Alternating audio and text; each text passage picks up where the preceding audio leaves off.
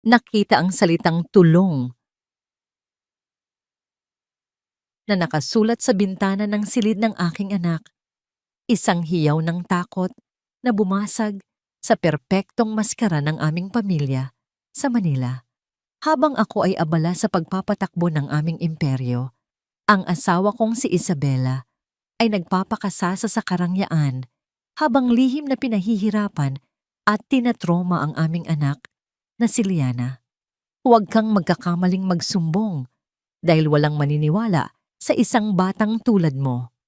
Ang malupit na banta ni Isabela habang dinudurog ang pagkatao ng bata. Ngunit sa tulong ng mga nakatagong kamera, nabunyag ang demonyong nagtatago sa likod ng kanyang ganda na naging hudyat ng mabilis na pagdating ng mga awtoridad upang bawiin ang lahat mula sa kanya. Tapos na ang panahon ng pananahimik, sisiguraduhin kong mabubulok sa bilangguan ang babaeng sumira sa aming tahanan. Kapag ang kaisa-isang hiling ng anak mo ay iligtas siya mula sa sarili niyang ina, hanggang saan mo kayang durugin ang halimaw na dati mong minahal? Ang malamyos na tunog ng isang violin ay tila isang alon na lumalangoy sa loob ng mansyon ng mga Santiago. Daan-daang maliliit na ilaw mula sa mga grandiosong chandelier ang nagbibigay buhay sa gabi, kumikinang sa mga kupitan ng champagne at sa mga alahas na suot ng mga panauhing nabibilang sa alta sosyedad ng Maynila.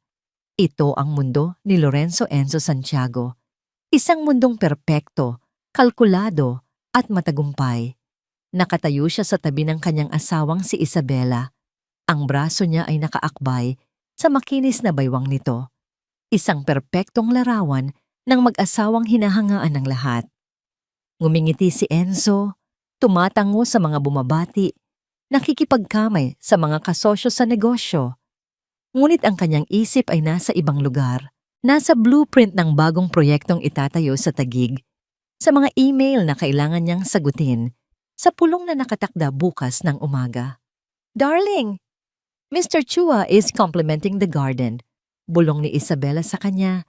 Ang nangiti nito ay hindi nawawala sa kanyang mga labi. "He said it's the most beautiful he has ever seen." "Of course," sagot ni Enzo. Ang boses niya ay magalang at kontrolado. "You personally supervise the landscape artist, my love. Your taste is impeccable." Hinalikan siya ni Isabela sa pisngi, isang kilos na puno ng pagmamahal sa mata ng iba. Ngunit para kay Enzo, ito ay bahagi na lamang ng kanilang paulit-ulit na pagtatanghal.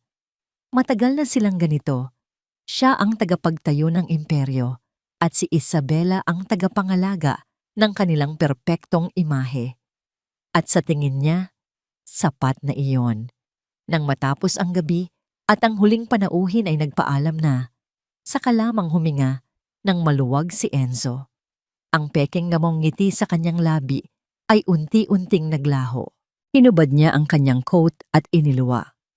"It was a successful evening," sabi ni Isabela habang inaayos ang ilang nagusot na punda ng throw pillows sa kanilang sofa. Kahit sa pagod, kailangan ay perpekto pa rin ang lahat. "I think we just secured the partnership with the Chuas." "Good," maikling sagot ni Enzo. Ang gusto na lang niya ay umakyat, maligo, at matulog. Paakyat na sana siya nang maalala niya ang isang bagay. "How's Liana? Hindi ko siya nakita buong gabi." "Oh, she was here earlier," sabi ni Isabela. Ang tono ay tila ba pinag-uusapan lang nila ang panahon. "Yaya Elena, put her to bed before the guests arrived. Alam mo naman, she gets overwhelmed easily." Tumangulang si Enzo. Iyon ang palaging paliwanag. Si Liana ay mahinhin, sensitibo, madaling mapagod. Tinanggap niya ang mga salitang iyon nang walang tanong dahil mas madaling maniwala kaysa mag-usisa. Dahan-dahan niyang binuksan ang pinto ng kwarto ni Liana. Ang silid ay malinis at maayos, halos parang isang showroom sa isang mamahaling furniture store. Ang mga laruan ay nakasalansan ng maayos sa estante. Ang mga libro ay nakaayos ayon sa kulay. Natutulog na ang kanyang 7 taong gulang na anak. Ang mukha nito ay payapa sa ilalim ng dim light mula sa lampshade na hugis bituin. Umupo si Enzo sa gilid ng kama. Hinaplos niya ang buhok ng anak. Hindi ito gumalaw. Kahit sa pagtulog, tila may isang katahimikan sa paligid ni Liana na hindi pangkaraniwan. Tinanong niya ito kaninang umaga kung kumusta ang araw sa eskwela. Isang tango lang ang isinagot nito. Si Isabela ang sumalo sa usapan. Masayang ikinuwento na pinuri daw ng teacher si Liana sa art class nito. Hindi niya na tinanong pa. Sanay na siya. Tumayo si Enzo at naglakad patungo sa malaking bintana ng silid. Ang mga kurtina ay bahagyang nakabukas. Mula roon ay tanaw niya ang hardin na pinuri kanina ni Mr. Chua na naliligo sa liwanag ng mga nakatagong ilaw. Isasara na sana niya ang kurtina nang may napansin siyang kakaiba sa bintanang salamin. Isang manipis na layer ng alikabok ang namuo sa ibabang bahagi ng bikwaso, isang lugar na marahil ay nakaligtaan ni Yaya Elena na punasan. At sa alikabok na yon, may mga markang iniwan ng isang maliit na daliri. Noong una, inakala niyang isa lang iyong kung anong drawing ng bata. Ngunit nang tabingan ng ilaw mula sa hardin, unti-unti niyang naaninag ang mga letra. Mga letrang isinulat ng nanginginig at tila minadali. Nanigas si Enzo sa kanyang kinatatayuan. Ang pagod na naramdaman niya kanina ay biglang nawala. Napalitan ng isang matinding kaba na gumapang sa kanyang buong katawan. Dahan-dahan niyang inilapit ang kanyang mukha sa salamin. Pinipilit linawin ang nakikita. Hindi siya maaring magkamali. T-U-L-O-N. G. Tulong. Para siyang sinampal ng isang hindi nakikitang kamay. Ang hangin sa silid ay tila biglang lumamig. Ang bawat letra ay tila isang maliliit na pako na ibinaon sa kanyang dibdib. Paulit-ulit na umikot ang salita sa kanyang isipan. Tulong, tulong. Napalingon siya sa natutulog na si Liana. Ang payapa nitong mukha, ang marahan nitong paghinga ay isang malaking kontradiksyon sa desperadong salitang nakasulat sa bintana. Sino ang nagsulat nito? Imposibleng may ibang pumasok sa kwarto. Ang mga katulong ay hindi pinapayagang umakyat sa ikalawang palapag nang walang pahintulot ni Isabela. Ang mga daliri ni Liana. Oo, ang mga daliri nito ang kasya sa laki ng mga guhit. Pero bakit? Anong tulong ang kailangan ng isang batang nasa kanya na ang lahat? Isang magandang bahay, mamahaling laruan, pribadong paaralan. Binibigay niya ang lahat. Nagtatrabaho siya ng walang kapaguran para maibigay sa kanila ang isang buhay na kailanman ay hindi niya naranasan. Hindi ba't sapat na yon? Sinubukan niyang kumbinsihin ang sarili. Baka naman salita lang ito na nakita niya sa isang libro o sa pinanood niyang palabas. Baka ginagaya lang niya. Baka isa lang itong laro. Ngunit habang tinititigan niya ang mga letra, may naramdaman siyang bigat sa pagkakasulat nito. Hindi ito sulat ng isang batang naglalaro lang. May bahid ito ng pagmamadali, ng takot. Muli siyang tumingin sa paligid ng perpektong silid. Ang kaayusan, ang kalinisan, ang katahimikan. Lahat ng ito ay biglang naging isang maskara. Isang magandang tabing na nagtatago sa isang bagay na hindi niya makita. Hindi niya namalayan, itinaas na pala niya ang kanyang kamay. Gamit ang kanyang hinlalaki, dahan-dahan niyang pinunasan ng alikabok, binubura ang mga letra isa-isa. Binura niya ang salita, ngunit hindi niya mabura ang imahe nito na nakatatak na sa kanyang isipan. Hindi niya mabura ang tanong na biglang sumibol at nagsimulang mag-ugat sa kanyang puso. Huminga siya ng malalim, ngunit tila kulang ang hangin. Muli niyang tiningnan ang kanyang anak na natutulog. Sa unang pagkakataon, hindi niya ito nakita bilang isang tahimik na bata lamang. Nakita niya ito bilang isang misteryo, isang liham na kailangan niyang basahin. Lumabas siya ng silid ng walang ingay. Isinara ang pinto ng may matinding pag-iingat. Sa kanyang pagtayo sa madilim na pasilyo ng sarili niyang bahay, Pakiramdam niya ay nasa isang dayuhang lugar siya. Ang salitang yon. Ang salitang yon ay hindi para sa iba. Para sa kanya iyon. Isang mensaheng ipinadala sa paraang alam ng kanyang anak. Nakatayo si Enzo sa gitna ng katahimikan, pinakikinggan ang tibok ng sarili niyang puso. At sa kaibuturan ng kanyang isipan, isang tanong ang nagsimulang bumasag sa lahat ng kanyang paniniwala. Isang tanong na nakakatakot harapin. Tulong. Para saan? At tulong. Mula kanino? Kinabukasan, sinubukan ni Enzo na kumilos na parang walang nangyari. Sinubukan niyang isipin na ang salitang tulong ay isang bunga lang ng kanyang pagod na imahinasyon, isang laro ng isip. Ngunit ang salita ay tila isang multo na bumubulong sa kanyang tainga, sumisira sa karaniwang ritmo ng kanilang umaga. Ang sikat ng araw ay malayang pumapasok sa kanilang maluwag na dining hall. Ang amoy ng bagong lutong sinangag at sariwang kape ay lumulukob sa hangin. Si Isabela ay nakaupo sa kabisera ng mesa. Suot ang isang eleganteng silk robe. Ang kanyang buhok ay perpektong nakaayos kahit nakararating lang ng umaga. Nagbabasa siya ng balita sa kanyang tablet, isang larawan ng kalmado at sopistikadong ginang ng tahanan. Si Liana ay tahimik na kumakain sa kanyang pwesto. Bawat kilos niya ay maingat, tila natatakot na makagawa ng ingay o makatapon ng kahit isang butil ng kanin. Pinagmasdan sila ni Enzo. Ang eksenang ito, ang perpektong pamilya sa isang perpektong umaga, ay isang bagay na dati niyang ipinagmamalaki. Ngayon, parang nanonood siya ng isang pelikula kung saan alam niyang may mali, pero hindi niya matukoy kung ano. Huminga siya ng malalim bago magsalita, sinisikap na panatilihing magaan ang kanyang tono. Liana, anak, may isinulat ka ba sa bintana mo kagabi? Ang tinidor na hawak ni Liana ay bahagyang kumatog sa kanyang plato. Hindi siya tumingin sa ama. Isang bahagyang pagkibot ng kanyang balikat ang tanging naging reaksyon niya. Bago pa man makapagsalita muli si Enzo, mabilis na ibinaba ni Isabela ang kanyang tablet.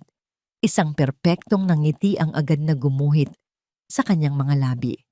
Ang nangiting iyon ay isang sandata, maganda, nakakasilaw, at kayang itago ang lahat. Oh, that! Malambing na sabi ni Isabela. Nakita ko rin yan kagabi, darling, nung isasara ko ang mga kurtina. I'm sure it was just the neighbor's kids. Alam mo naman ang mga yon, mahilig sa pranks. Siguro'y umakyat sa pader habang may party tayo. I'll talk to their mother later. Ang paliwanag ay mabilis, makinis, at halos kapani-paniwala. Ngunit nakita ni Enzo ang paraan ng pagtingin ni Isabela kay Liana. Isang mabilis, ngunit matalim na sulyap na naglalaman ng isang babala. Ang nangiti sa labi ni Isabela ay hindi umabot sa kanyang mga mata. Ganoon ba? Sabi na lang ni Enzo, ngunit ang kanyang isip ay napuno ng pagdududa. Mga bata ng kapitbahay, sa ikalawang palapag, tila imposibleng mangyari. Pagkatapos ng almusal, habang nagkakape si Isabela sa lanay at abala sa kanyang telepono, nakahanap ng pagkakataon si Enzo. Dahan-dahan siyang nagtungo sa kusina kung saan naroon si Yaya Elena, ang matandang kasambahay na matagal nang nagsisilbi sa pamilya bago pa man sila ikasal ni Isabela. Naabutan niya itong naghihiwa ng mga gulay. Ang mga kamay nito ay sanay na sa gawain. Yaya, mahinang tawag ni Enzo. Nagulat si Yaya Elena at napalingon. Ay, Sir Enzo, kayo po pala. May kailangan po kayo? Wala naman, Yaya. Gusto ko lang sanang magtanong. Sabi niya, dahan-dahang lumapit. Kumusta si Liana? Napapansin mo ba kung may kakaiba sa kanya nitong mga nakaraang araw? Ang pagbabago sa itsura ni Yaya Elena ay biglaan at hindi maikakaila. Ang mga ngiti sa kanyang mga mata ay biglang naglaho, napalitan ng takot. Ang kanyang mga kamay na naghihiwa ay biglang natigilan. Popo, si Liana po. Nauutal na tanong ng matanda. Wala naman po, sir. Ayos lang naman po siya. Mabait na bata po si Liana. Tahimik lang po talaga. Sigurado ka, Yaya?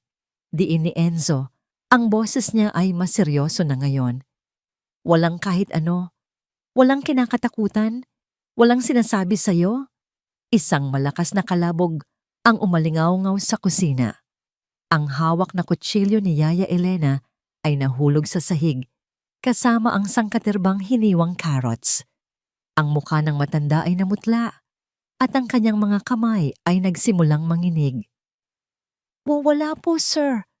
Wala po talaga. Mabilis na sabi ni Yaya Elena habang nanginginig na pinupulot ang kutsilyo.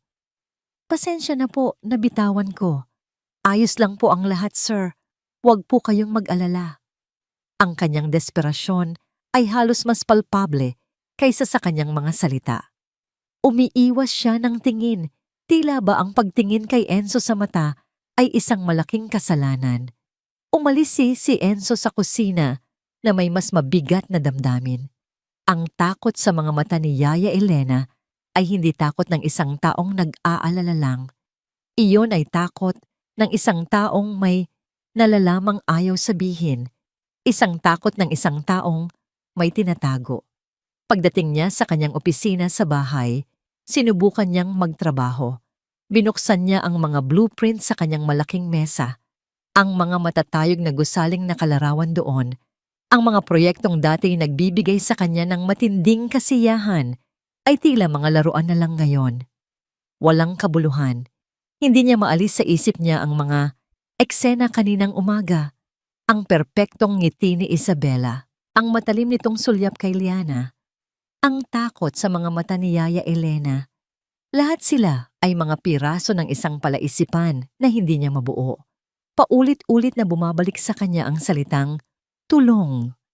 Isinara niya ang folder ng blueprint. Ang pagtatayo ng mga gusali ay madali. Ang pag-unawa sa kung ano ang nangyayari sa loob ng sarili niyang pamamahay ang mahirap. Binuksan niya ang kanyang laptop. For a moment, he just stared at the blank screen. Pagkatapos, sa isang iglap ng desisyon, nagsimula siyang mag-type sa search bar. Dahan-dahan, bawat letra ay tila may sariling bigat. A, I, D, D, E. S. Pinindot niya ang enter. Daan-daang resulta ang lumabas. Mga kamera na kasing liit ng butones. Mga kamera na nakatago sa mga orasan. Sa mga smoke detector. Sa mga teddy bear. Nag-scroll siya sa mga pahina. Ang puso niya ay kumakabog ng malakas sa kanyang dibdib. Alam niyang mali ito. Isang malaking paglabag sa tiwala. Sa privacy ng sarili niyang asawa't anak. Ngunit ano pa ang kanyang pagpipilian? Ang mga pader ng kanyang bahay ay may mga bibig na ayaw magsalita. Kailangan niya ng mga matang makakakita. Nakakita siya ng isang set, maliit, wireless, at madaling itago. Walang pag-aalinlangan, idinagdag niya ito sa kanyang cart at pinindot ang buy now. Nang lumabas ang confirmation page sa screen, your order has been confirmed.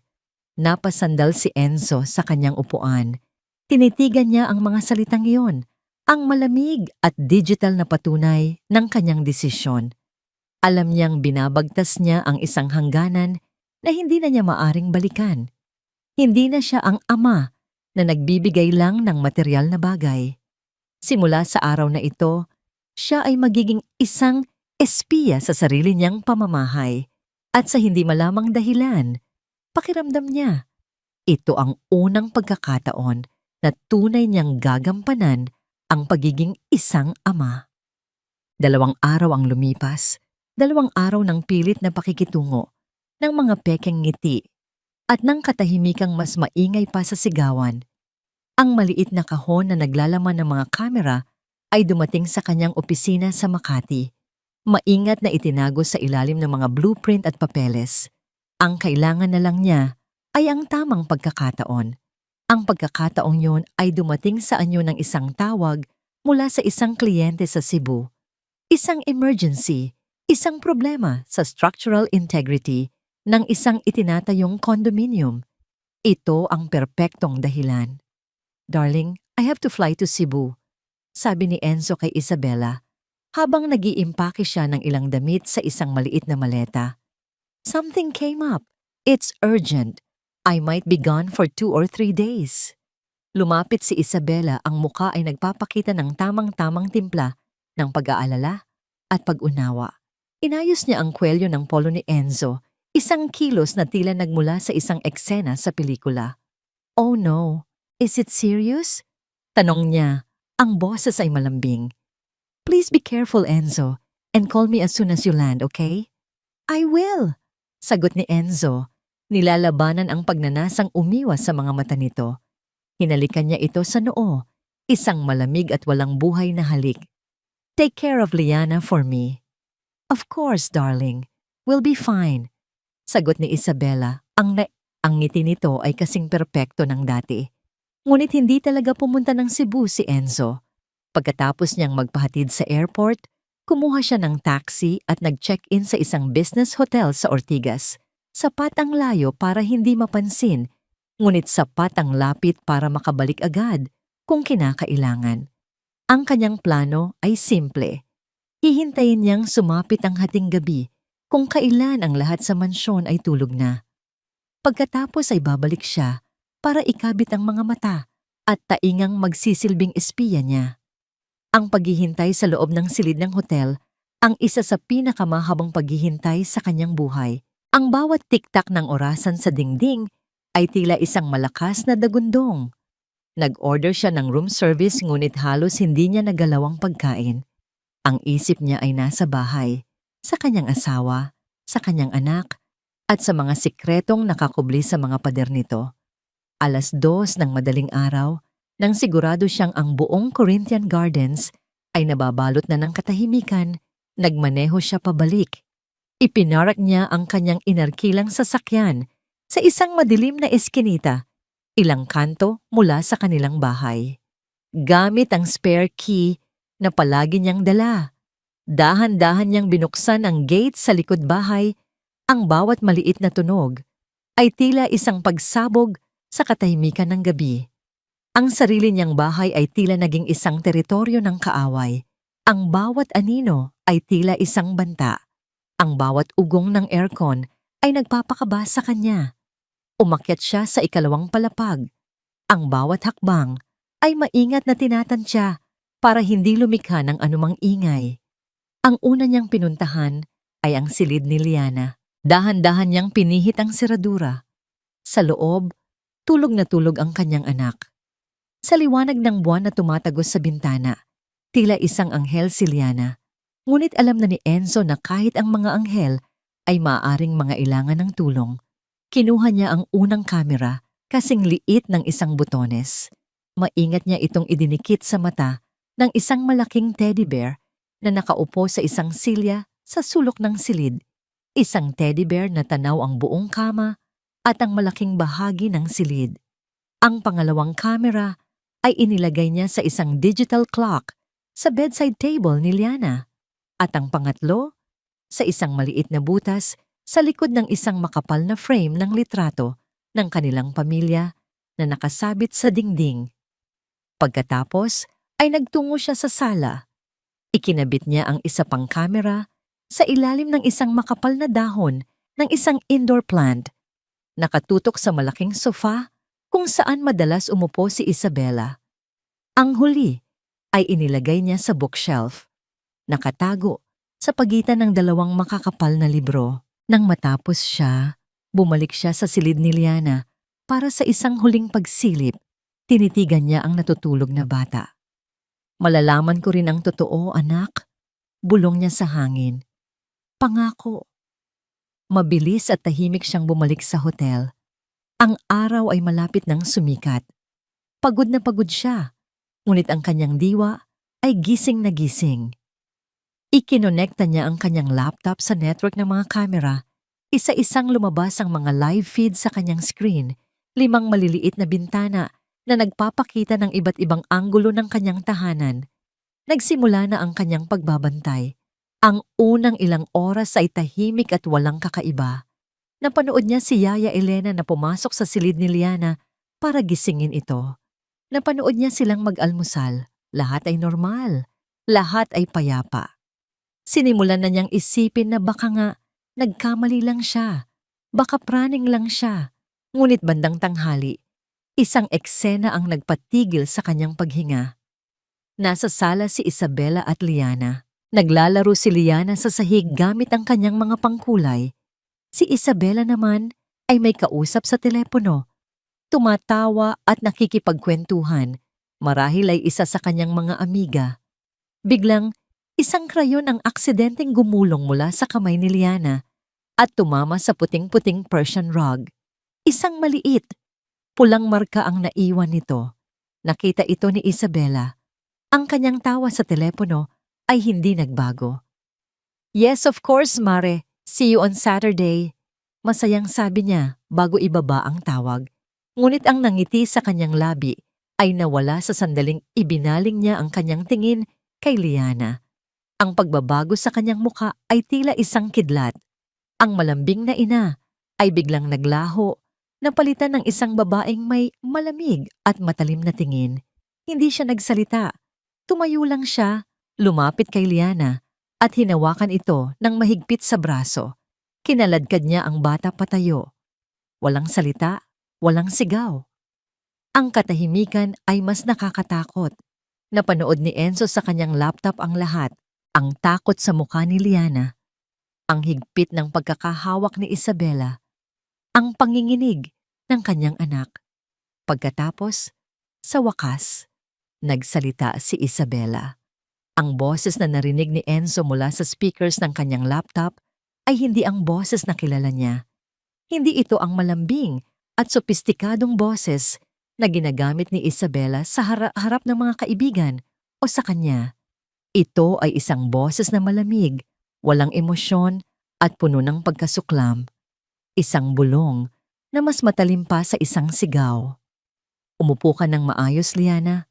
Huwag mo akong ipahiya." Ang mga salita ay simple, ngunit ang bigat nito ay tila isang malaking bato na dumagan sa dibdib ni Enzo. Ang pagpapahiya na tinutukoy ni Isabela ay isang maliit na marka ng krayon sa isang mamahaling carpet, isang aksidente na kahit sinong bata ay maaaring magawa. Tumingin si Enzo sa isa pang feed, ang camera mula sa kwarto ni Liana.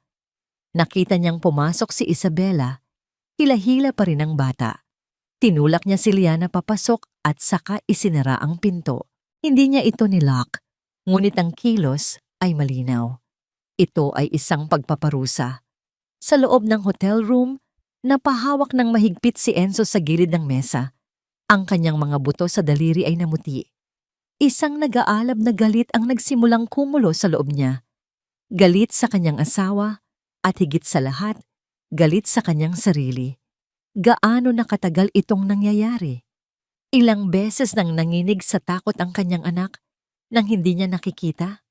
Ilang beses na siyang naging bulag sa loob ng sarili niyang pamamahay? Tinitigan niya ang screen.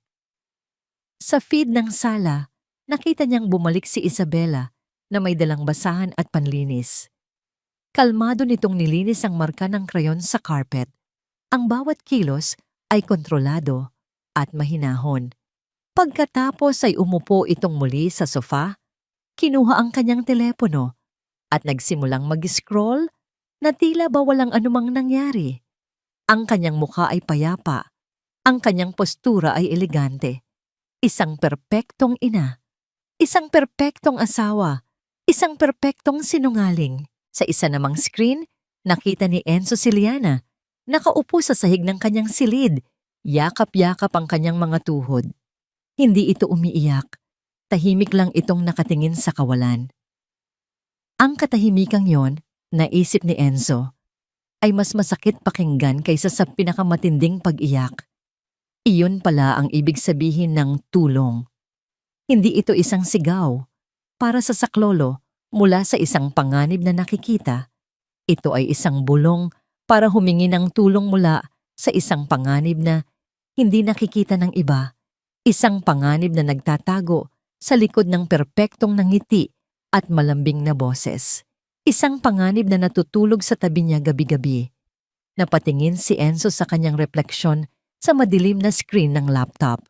Nakita niya ang isang estranghero. Isang lalaking nagtayo ng isang magandang bahay, ngunit nabigong gawin itong isang tunay na tahanan.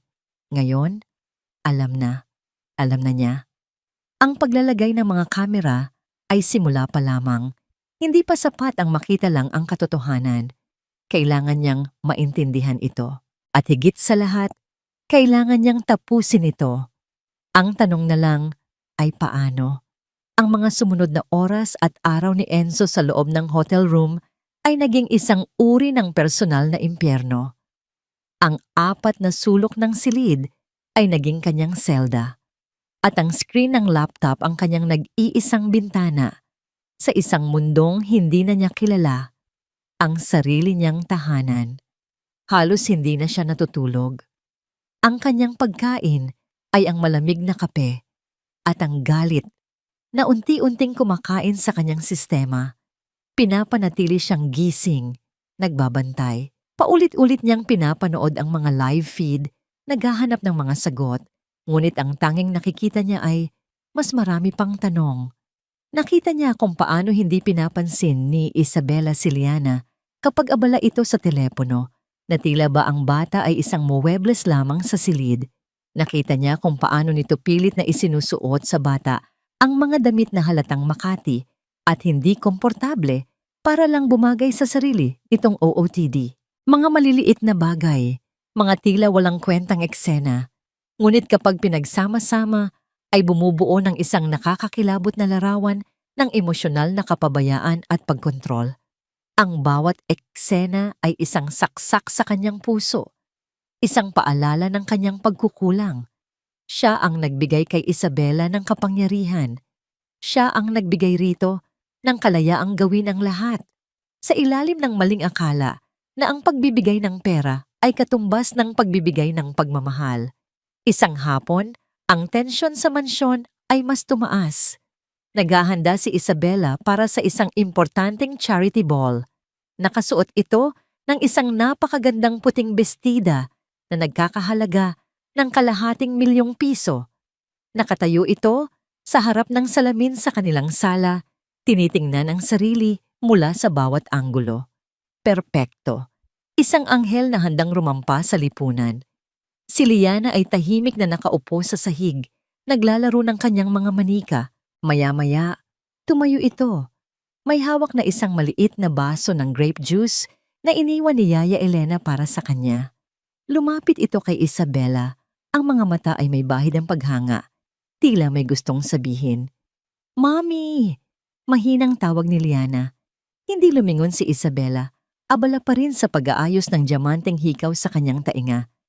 "What is it, Liana? Can't you see I'm busy? Mamaya na yan." Sa paglapit ni Liana, sa kanyang pagnanais na makuha ang atensyon ng ina, natapilok ito sa makapal na Persian rug. Isang aksidenteng simple at pangbata. Ngunit ang resulta nito ay isang sakuna sa perpektong mundo ni Isabela. Ang laman ng baso, ang matingkad na kulay ubing juice, ay tumalsik at lumikha ng isang malaki at hindi maikakailang mantsa sa laylayan ng mamahaling puting bestida. Ang katahimikan na sumunod ay nakakabingi. Mula sa kanyang laptop, nakita ni Enzo ang pagtigil ng mundo sa loob ng kanilang sala. Nakita niya ang dahan-dahang paglingon ni Isabela. Ang kanyang muka ay isang blangkong maskara. Ang ngiti na naroon kanina ay ganap na naglaho, na parang pinatay ng isang malakas na hangin. Si Liana ay nakatayo lang, nanginginig. Ang mga mata ay nanlalaki sa takot. Sorry, Mommy. Sorry po." Paulit-ulit niyang bulong. Ang boses ay nanginginig. Hindi umimik si Isabela. Dahan-dahan itong ibinaba ang kanyang mga kamay. Lumakad ito palapit kay Liana. Ang bawat hakbang ay mabigat at puno ng pagbabanta. Yumuko ito, hindi para tulungan ang anak, kundi para tingnan ng malapitan ang pinsalang nagawa sa kanyang damit. Ang kanyang mga mata ay nanlilisik. "Alam mo ba kung gaano kamahal ito?" Bulong ni Isabela, ang boses ay kalmado, ngunit puno ng lason. Alam mo ba na kailangan kong magmukhang perpekto ngayong gabi? Palagi mo nalang sinisira ang lahat. Bakit hindi ka nalang maging perpekto? Pagkatapos ay hinawakan niyang muli si Liana sa braso, mas mahigpit kaysa dati. Kinaladkad niya ang umiiyak na bata, paakyat ng hagdan. Walang sigaw, walang mura. Tanging ang tunog lang ng mga humihikbing takot ni Liana ang maririnig. Ang kanilang anino sa pader ay tila isang halimaw na kumakain sa isang maliit na anghel. Mabilis na pinalitan ni Enzo ang feed sa camera sa loob ng kwarto ni Liana. Nakita niya ang marahas na pagtulak ni Isabela. Sa bata papasok. "Diyan ka lang," utos ni Isabela. Ang bawat salita ay tila isang yelo. "Huwag kang lalabas. Huwag kang gagawa ng kahit anong ingay. You are a disappointment, Liana." Isang malaking kahihiyan. Isinara ni Isabela ang pinto. At sa pagkakataong ito, narinig ni Enzo ang malinaw na tunog ng pag-ikot ng susi sa seradura. Nilak niya ang pinto. Sa loob ng hotel room, napahampas si Enzo sa mesa. Isang alon ng galit at kawalan ng magawa ang bumalot sa kanya. Pinapanood niya ang sarili niyang anak na ikinukulong na parang isang hayop at wala siyang magawa kundi manood mula sa malayo. Pagkalipas ng ilang minuto, sa feed ng sala, nakita niyang bumaba si Isabela. Nakasuot na ng ibang bestida, isang itim na tila nagluluksa sa pagkawalan ng kanyang perpektong imahe. Kinuha nito ang kanyang clutch bag at bago umalis ay sumigaw ito, "Yaya, huwag na huwag mong bubuksan ang pinto ng kwarto ni Liana hanggat hindi ako bumabalik." At umalis ito na tila ba walang nangyari. Nagtungo sa isang party para ngumiti sa mga kamera at makipag-usap sa mga mayayaman, habang ang kanyang anak ay nakakulong, gutom, at umiiyak sa dilim. Hindi na kinaya ni Enzo. Ang kanyang pagtitimpi ay bumigay. Ang galit ay umapaw. Pinanood niya ang orasan. 1 oras, 2 oras, 3 oras. Si Liana ay nasa loob pa rin ng kwarto. Walang pagkain, walang tubig. Tanging ang mga kamera lang niya ang saksi sa tahimik na pagtangis ng bata hanggang sa ito ay mapagod at makatulog sa sahig, sa tabi ng pinto. Ito na ang hangganan. Tapos na ang pagmamasid. Tumayo si Enzo. Ang kanyang mga kamao ay nakakuyom. Tiningnan niya ang screen kung saan nakikita niya ang kanyang anak na nakabaluktot sa sahig. Ang pakiramdam ng pagkakasala ay tila isang lason na kumakalat sa kanyang mga ugat. Pinabayaan niya ang kanyang anak. Naging abala siya sa pagbuo ng isang imperyo sa labas, habang ang pinakamahalaga niyang yaman sa loob ay unti-unting winawasak. Sa sobrang galit, sa sobrang puot sa sarili, umikot siya at buong lakas na sinuntok ang pader ng hotel. Isang malakas na kalabog ang umalingaw-ngaw. Ang sakit sa kanyang mga daliri ay walang-wala kumpara sa sakit na nararamdaman ng kanyang puso. Isang butas ang naiwan sa pader. Isang pilat na sumasalamin sa butas na ngayon ay nararamdaman niya sa kanyang pagkatao. Ang pader na sinira niya ay simbolo ng mga pader na itinayo niya sa pagitan niya at ng kanyang anak. Hindi na siya makapaghintay. Hindi na siya maaring maging isang manonood lamang sa isang palabas na siya mismo ang isa sa mga dahilan. Kinuha niya ang kanyang susi at wallet. Isinara ang laptop nang hindi na tinitingnan pa ang mga imahe na nakatatak na sa kanyang isipan at nagmamadaling lumabas ng hotel. Wala na siyang pakialam sa Cebu. Wala na siyang pakialam sa mga kliyente o sa mga kontrata. Iisa lang ang nasa isip niya, si Liana. Habang nagmamaneho siya pauwi, ang bawat ilaw trapiko ay tila isang hadlang. Ang bawat sasakyan sa kanyang harapan ay isang kaaway. Ang kanyang mga kamay ay mahigpit na nakahawak sa manibela. Ang kanyang mga ugat ay lumilitaw. Sa isip niya, paulit-ulit na naglalaro ang mga salita ni Isabela. "Bakit hindi ka nalang maging perpekto? Sinisira mo ang lahat. Ang lahat ng yon ay sinabi sa isang 7 taong gulang na bata. Ang kanyang anak, ang kanyang dugo at laman, ang tinatawag niyang pag-ibig, ang pagbibigay ng kayamanan at karangyaan, ay isa palang malaking kasinungalingan. Isa itong suhol para patahimikin ang sarili niyang konsensya, para hindi niya makita ang katotohanang napakatagal na niyang iniiwasan.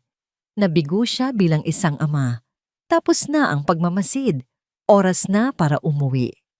Pagpasok ni Enzo sa mansyon, halos mabangga na niya ang sasakyan sa bilis. Ang marahas na pagtigil nito sa driveway ay isang anunsyo, isang pagwasak sa artipisyal na kapayapaan ng tahanan. Ang gwardiya ay natarantang binuksan ng pinto. Ang mukha ay nagtataka sa biglaang pagbabalik ng amo na dapat ay nasa Cebu. Ang katahimikan sa loob ng bahay ay mabigat, tila isang kumot na nakapatong sa mga mamahaling muebles. Ang unang sumalubong sa kanya ay si Yaya Elena. Nagulat na napahinto sa pagpupunas ng isang florera. Ngunit bago pa man ito makapagsalita, ang boses ni Isabela ay narinig mula sa itaas. Enzo? Darling? Is that you? Anong ginagawa mo rito? Akala ko ba? Ang boses niya ay natigil nang makita siya nitong nakatayo sa paanan ng hagdan. Ang mukha ay isang maskara ng kontroladong galit. Mabilis na bumaba si Isabela, ang kanyang mukha ay nagpapakita ng perpektong pag-aalala. My God, what happened? Bakit ka umuwi agad? May problema ba sa Cebu? Nilabanan ni Enzo ang pagnanasang isigaw ang lahat ng nakita niya. Hindi. Hindi pa ngayon. Ang isang direktang komprontasyon ng walang malinaw na plano ay isang pagkatalo. Alam niyang mas magaling maglaro si Isabela sa ganitong paraan. The problem was solved faster than expected. Kalmadong sagot ni Enzo. Ang boses ay hindi nagpapakita ng anumang emosyon. I decided to come home. Lumapit si Isabela at hinawakan ang kanyang braso. Ang mukha ay nagpapakita ng perpektong pag-aalala. You look exhausted, darling. Ang dami mo sigurong iniisip. Come, let's go upstairs. You need to rest. Ang paghawak niya ay malambing. Ngunit para kay Enzo, ito ay tila isang posas. Dahan-dahan niyang inalis ang kamay nito. Mamaya na. Where's Liana? Ang nangiti ni Isabela ay bahagyang nag-atubili. Ngunit bumalik din agad. Nasa kwarto niya, nagpapahinga. She had a little tantrum earlier. Nag-inarte lang. You know how kids are. A tantrum, ulit ni Enzo. Ang salita ay walang lasa sa kanyang bibig. Tiningnan niya si Isabela ng diretso sa mata, sinusubukang humanap ng kahit katiting na bahid ng kasalanan. Wala siyang nakita. Tanging isang perpektong pagganap. Nang gabing iyon, ang hapunan ay isang pagtatanghal ng katahimikan. Si Enzo ay halos hindi kumikibo. Si Liana ay nakayuko lang sa kanyang pagkain, hindi tumitingin kahit kanino. Si Isabela ang tanging nagsasalita, masayang nagkukwento tungkol sa charity ball na dinaluhan niya, sa mga taong nakausap niya, sa mga papuring natanggap niya. Tila ba isang normal na gabi lang, ngunit para kay Enzo, ang hangin sa pagitan nila ay napakabigat. Halos hindi na siya makahinga. Pagkatapos ng hapunan, habang naghahanda na sila para matulog, sinimulan ni Enzo ang kanyang maingat na pag-atake. Narinig kong umiiyak si Liana kanina, sabi niya habang nagtatanggal ng kanyang relos. Noong kararating ko, it sounded bad, Bella. Napatigil si Isabela sa pagsusuklay ng kanyang buhok. Humarap ito sa kanya. Ang mukha ay nagpapakita ng pagkagulat at pagtataka. Umiiyak. Enzo, I told you. She threw a tantrum because of spilled juice. Nagselos siguro dahil aalis ako. Are you suggesting na pinabayaan ko siya? Ang kanyang boses ay may bahid ng sakit na tila ba siya ang nasasaktan sa paratang. I'm not suggesting anything, giit ni Enzo. I'm just saying what I heard. The house felt tense. Umiling si Isabela at lumapit sa kanya. Hinaplos nito ang kanyang pisngi. Darling, I think the pressure from work is getting to you. You're too stressed. Baka naman pagod ka lang, kaya kung ano-ano na ang naririnig mo. We are fine. Liana is fine. I am fine. Ang bawat salita niya ay isang patak ng lason, isang pagtatanim ng duda, hindi sa kanya, kundi sa sariling katinuan ni Enzo. Gaslighting. Ito pala ang itsura nito. Isang sining na pinag-aralan at pinakinis. Huminga ng malalim si Enzo. Natalo siya sa unang round. Tumango na lang siya at hindi na umimik pa. Kinabukasan, hinintay niyang umalis si Isabela para sa lingguhan nitong spa day kasama ang mga amiga. Ito na ang pagkakataon niya. Natagpuan niya si Yaya Elena sa laundry room, abala sa pagtutupi ng mga damit. Ang espasyo ay maliit at mainit, malayo sa malamig at maluwag na mga silid sa itaas. Isinara ni Enzo ang pinto. Napatalon sa gulat si Yaya Elena. Sir Enzo, ginulat niyo naman po ako. Kailangan nating mag-usap, Yaya. Seryosong sabi ni Enzo. At ayoko ng kasinungalingan. Namutla ang matanda. Pipo, tungkol po saan? Tungkol kay Liana? Sabi ni Enzo. Dahan-dahang lumapit. Alam kong may nangyayari. Alam kong natatakot ka. Kailangan kong malaman kung ano. Wala po, sir. Wala po talaga. Mabilis na sagot ni Yaya, ang mga mata ay nagsusumamo. Mabait po si Ma'am Bella. Minsan po ay istrikto lang talaga pagdating kay Liana. Napabuntong hininga si Enzo. Alam niyang hindi ito magsasalita. Kaya't ginawa niya ang isang bagay na ayaw niya sanang gawin. Kinuha niya ang kanyang telepono. Hindi ako naniniwala sa iyo, Yaya. Pinakita niya sa matanda ang isang maikling video clip na nai-save niya. Walang tunog. Tanging ang malinaw na imahe lang ni Isabela na kinakaladkad si Liana paakyat ng hagdan at pagkatapos ay ang paglock nito sa pinto ng silid. Ang reaksyon ni Yaya Elena ay mas malala pa sa inaasahan niya. Ang kulay sa kanyang mukha ay tuluyang nawala. Nabitawan niya ang mga damit na kanyang tinutupi at ang mga ito ay nagsilaglagan sa sahig. Ang kanyang mga labi ay nanginginig at ang kanyang mga mata ay nanlaki sa purong takot. Bigla itong napaluhod sa sahig sa harap ni Enzo. Ang mga kamay ay magkadaop na tila nagdarasal. Para na po ninyong awa, sir. Burahin niyo po iyan. Humihikbing pakiusap ng matanda. Ang mga luha ay nagsimulan ng mamuo sa kanyang mga mata. Parang awa niyo na po, Sir Enzo. Bakit, Yaya? Tanong ni Enzo. Ang puso niya ay nadudurog sa awa at pagkalito. Bakit ka mas natatakot sa video na to kaysa sa kalagayan ng anak ko? Umiling-iling si Yaya Elena. Ang mga luha ay tuluyan ng bumuhos. Hindi niyo po naiintindihan. Pakiusap po, sir. Burahin niyo na po iyan. At pagkatapos ay sinabi niya ang mga salitang nagpabago sa lahat. Mapapahamak po kami.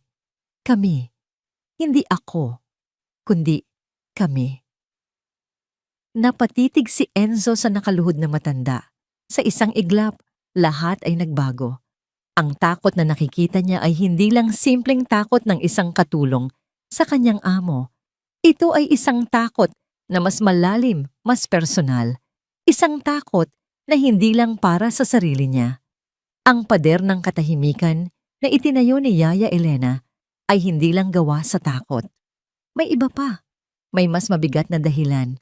Na-realize ni Enzo na ang asawa niya ay hindi lang malupit. Siya ay tuso. Mayroon siyang hawak kay Yaya Elena. Isang bagay na sapat na para gawin itong isang bulag at piping saksi sa lahat ng nangyayari. Isang blackmail.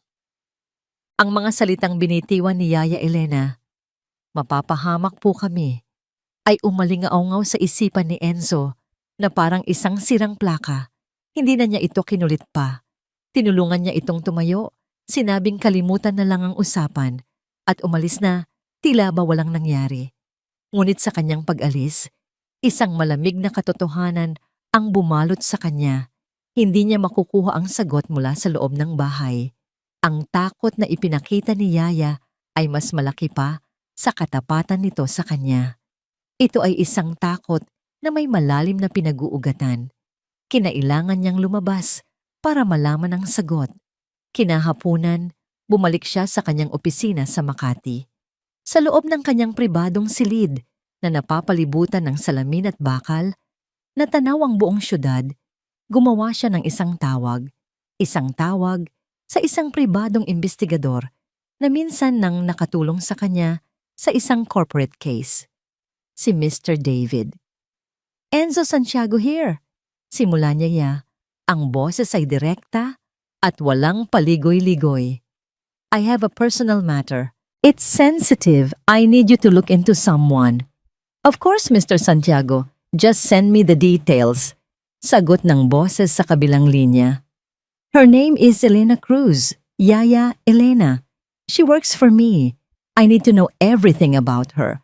Her family, her life in the province, any problems, any debts, everything.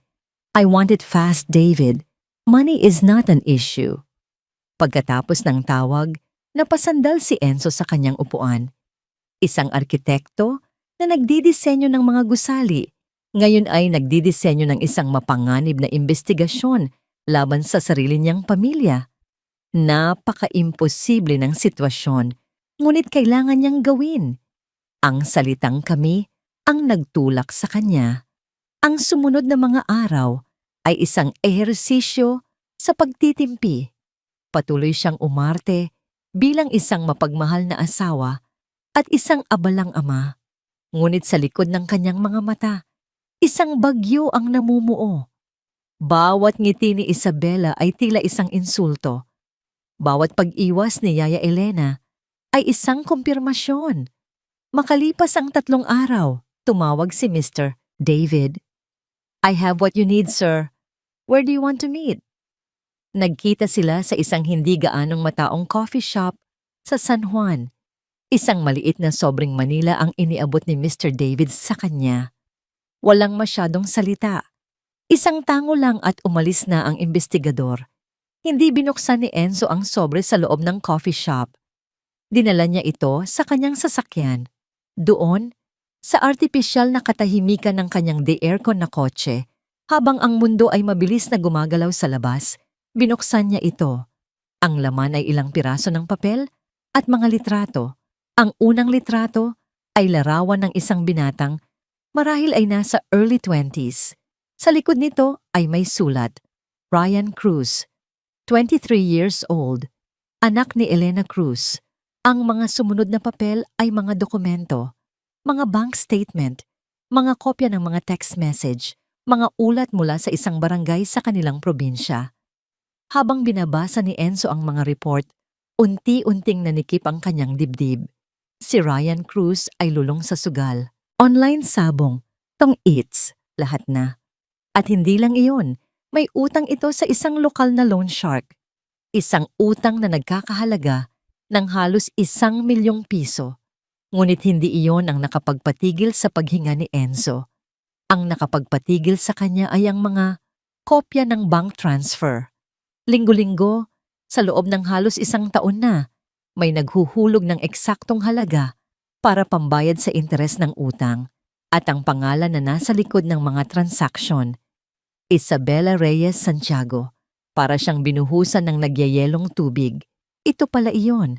Ito ang kadena na nakatali sa leeg ni Yaya Elena. Hindi lang ito simpleng utang na loob. Ito ay isang bitag na intindihan na niya ngayon ang takot. Ang buhay ng anak nito ang nakataya. Pag-uwi niya ng gabing iyon, hindi na siya makatingin ng diretso kay Isabela. Ang maganda nitong muka ay tila mukha na ng isang demonyo. Ang kanyang pagiging sopistikada ay isang magandang balat na nagtatago sa isang makamandag na ahas. Hating gabi na nang bumaba siya sa kanyang opisina sa bahay, binuksan niyang muli ang kanyang laptop at ang mga recording mula sa mga nakatagong kamera.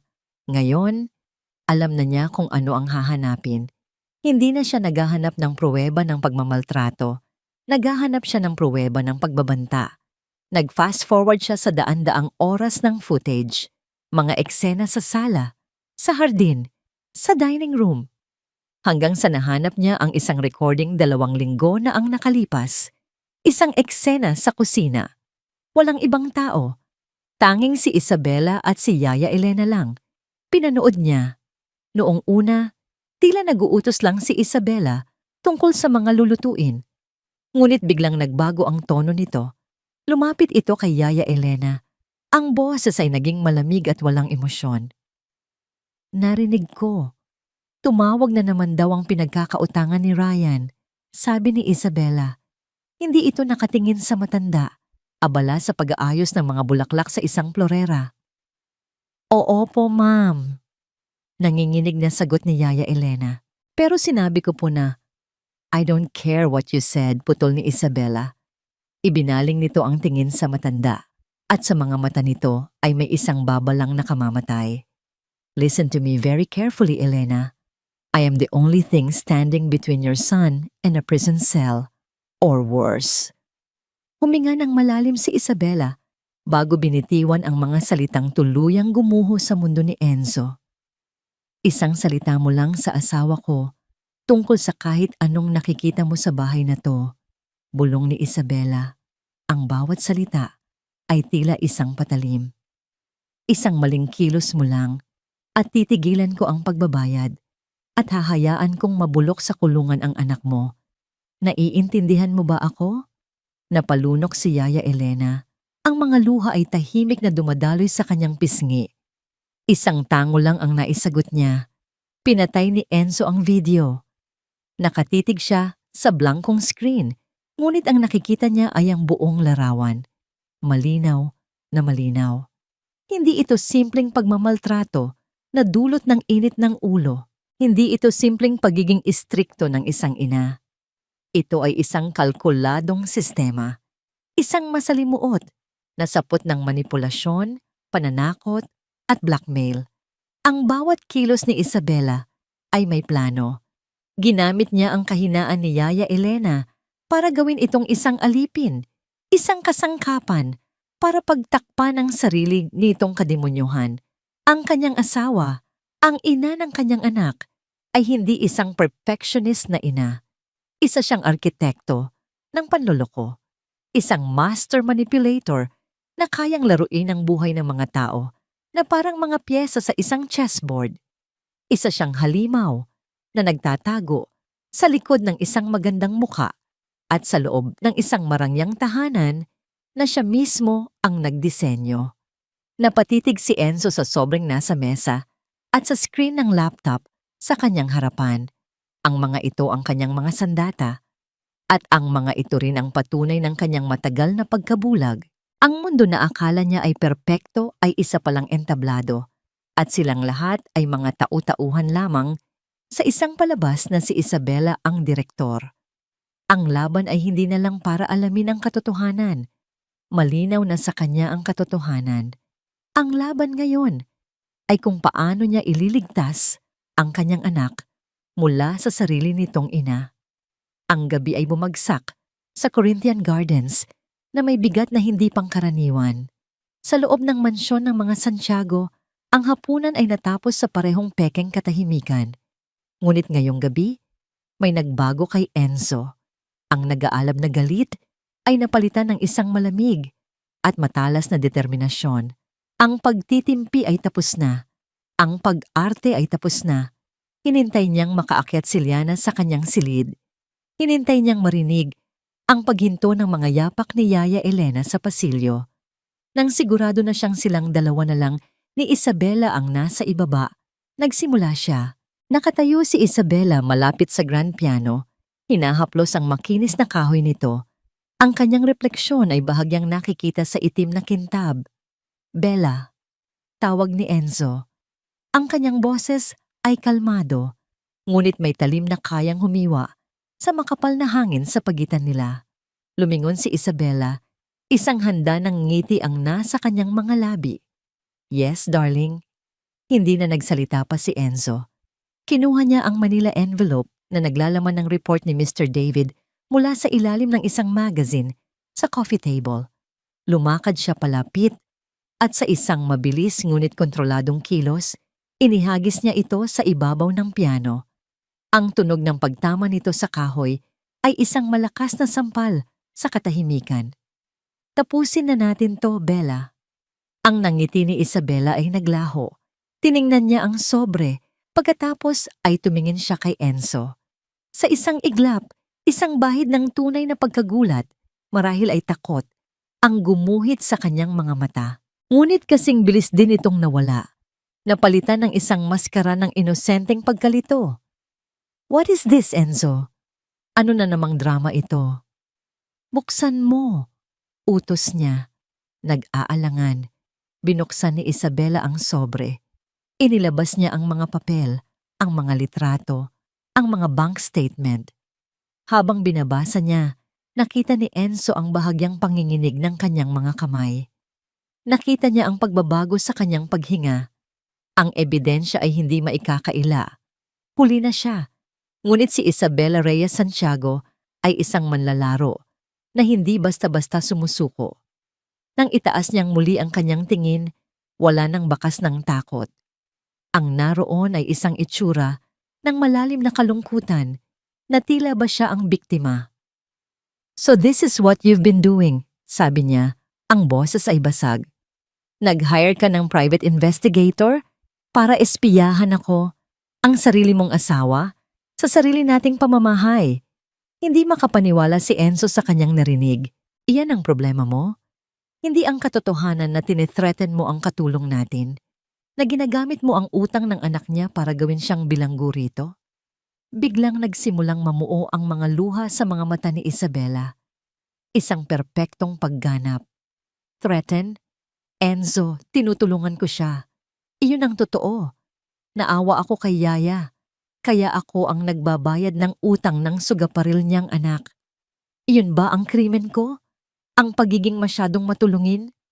Huwag mo akong daanin sa drama mo, Bella. Sigaw ni Enzo, hindi na napigilan ng sarili. Nakita ko ang lahat. Ang pagkulong mo kay Liana. Ang mga sinasabi mo sa kanya. Dito na tuluyang bumagsak si Isabela. Napahagulhol siya. Isang malakas at nakakaawang iyak. Isang iyak na kung maririnig ng iba, ay iisipin agad na siya ang inaapi. Hindi kita maintindihan, Enzo. Bakit mo to ginagawa sa akin? Sigaw niya sa gitna ng kanyang mga hikbi. Ipinapahiya mo ako. Pinagdududahan mo ang pagiging ina ko. Mahal ko si Liana. Oo, istrikto ako. Pero para rin sa kanya yon. Para lumaki siyang disente. At ito ang igaganti mo sa akin? Pag-iispya? Mga walang basehang akusasyon. Ang bawat salita niya ay isang matalinong pag-atake. Binabaliktad ang lahat para palabasin na si Enzo ang may problema. Siya ang paranoid. Siya ang walang tiwala. Siya ang sumisira sa kanilang pamilya. Habang nakatingin si Enzo sa nagwawalang asawa, kinuha nito ang kanyang telepono. Nanginginig ang mga daliri nito habang nagdadial. Sinong tinatawagan mo? Tanong ni Enzo. Kailangan ko ng tulong. Humihikbing sagot ni Bella. Kailangan ko ng kausap.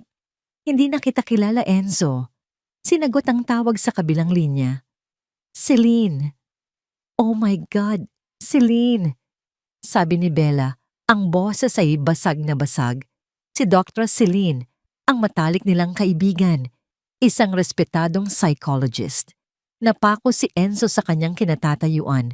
Pinapanood ang pinakamatinding pagtatanghal ni Isabela. Celine, si Enzo, hindi ko alam kung anong nangyayari sa kanya. Humahagulgol na sabi ni Bella sa telepono. He's making wild accusations. He hired a private investigator to spy on me. Sinasabi niyang sinasaktan ko si Liana. Celine, I'm so scared. He's not himself. Pagod na siya sa trabaho. Palagi siyang stressed.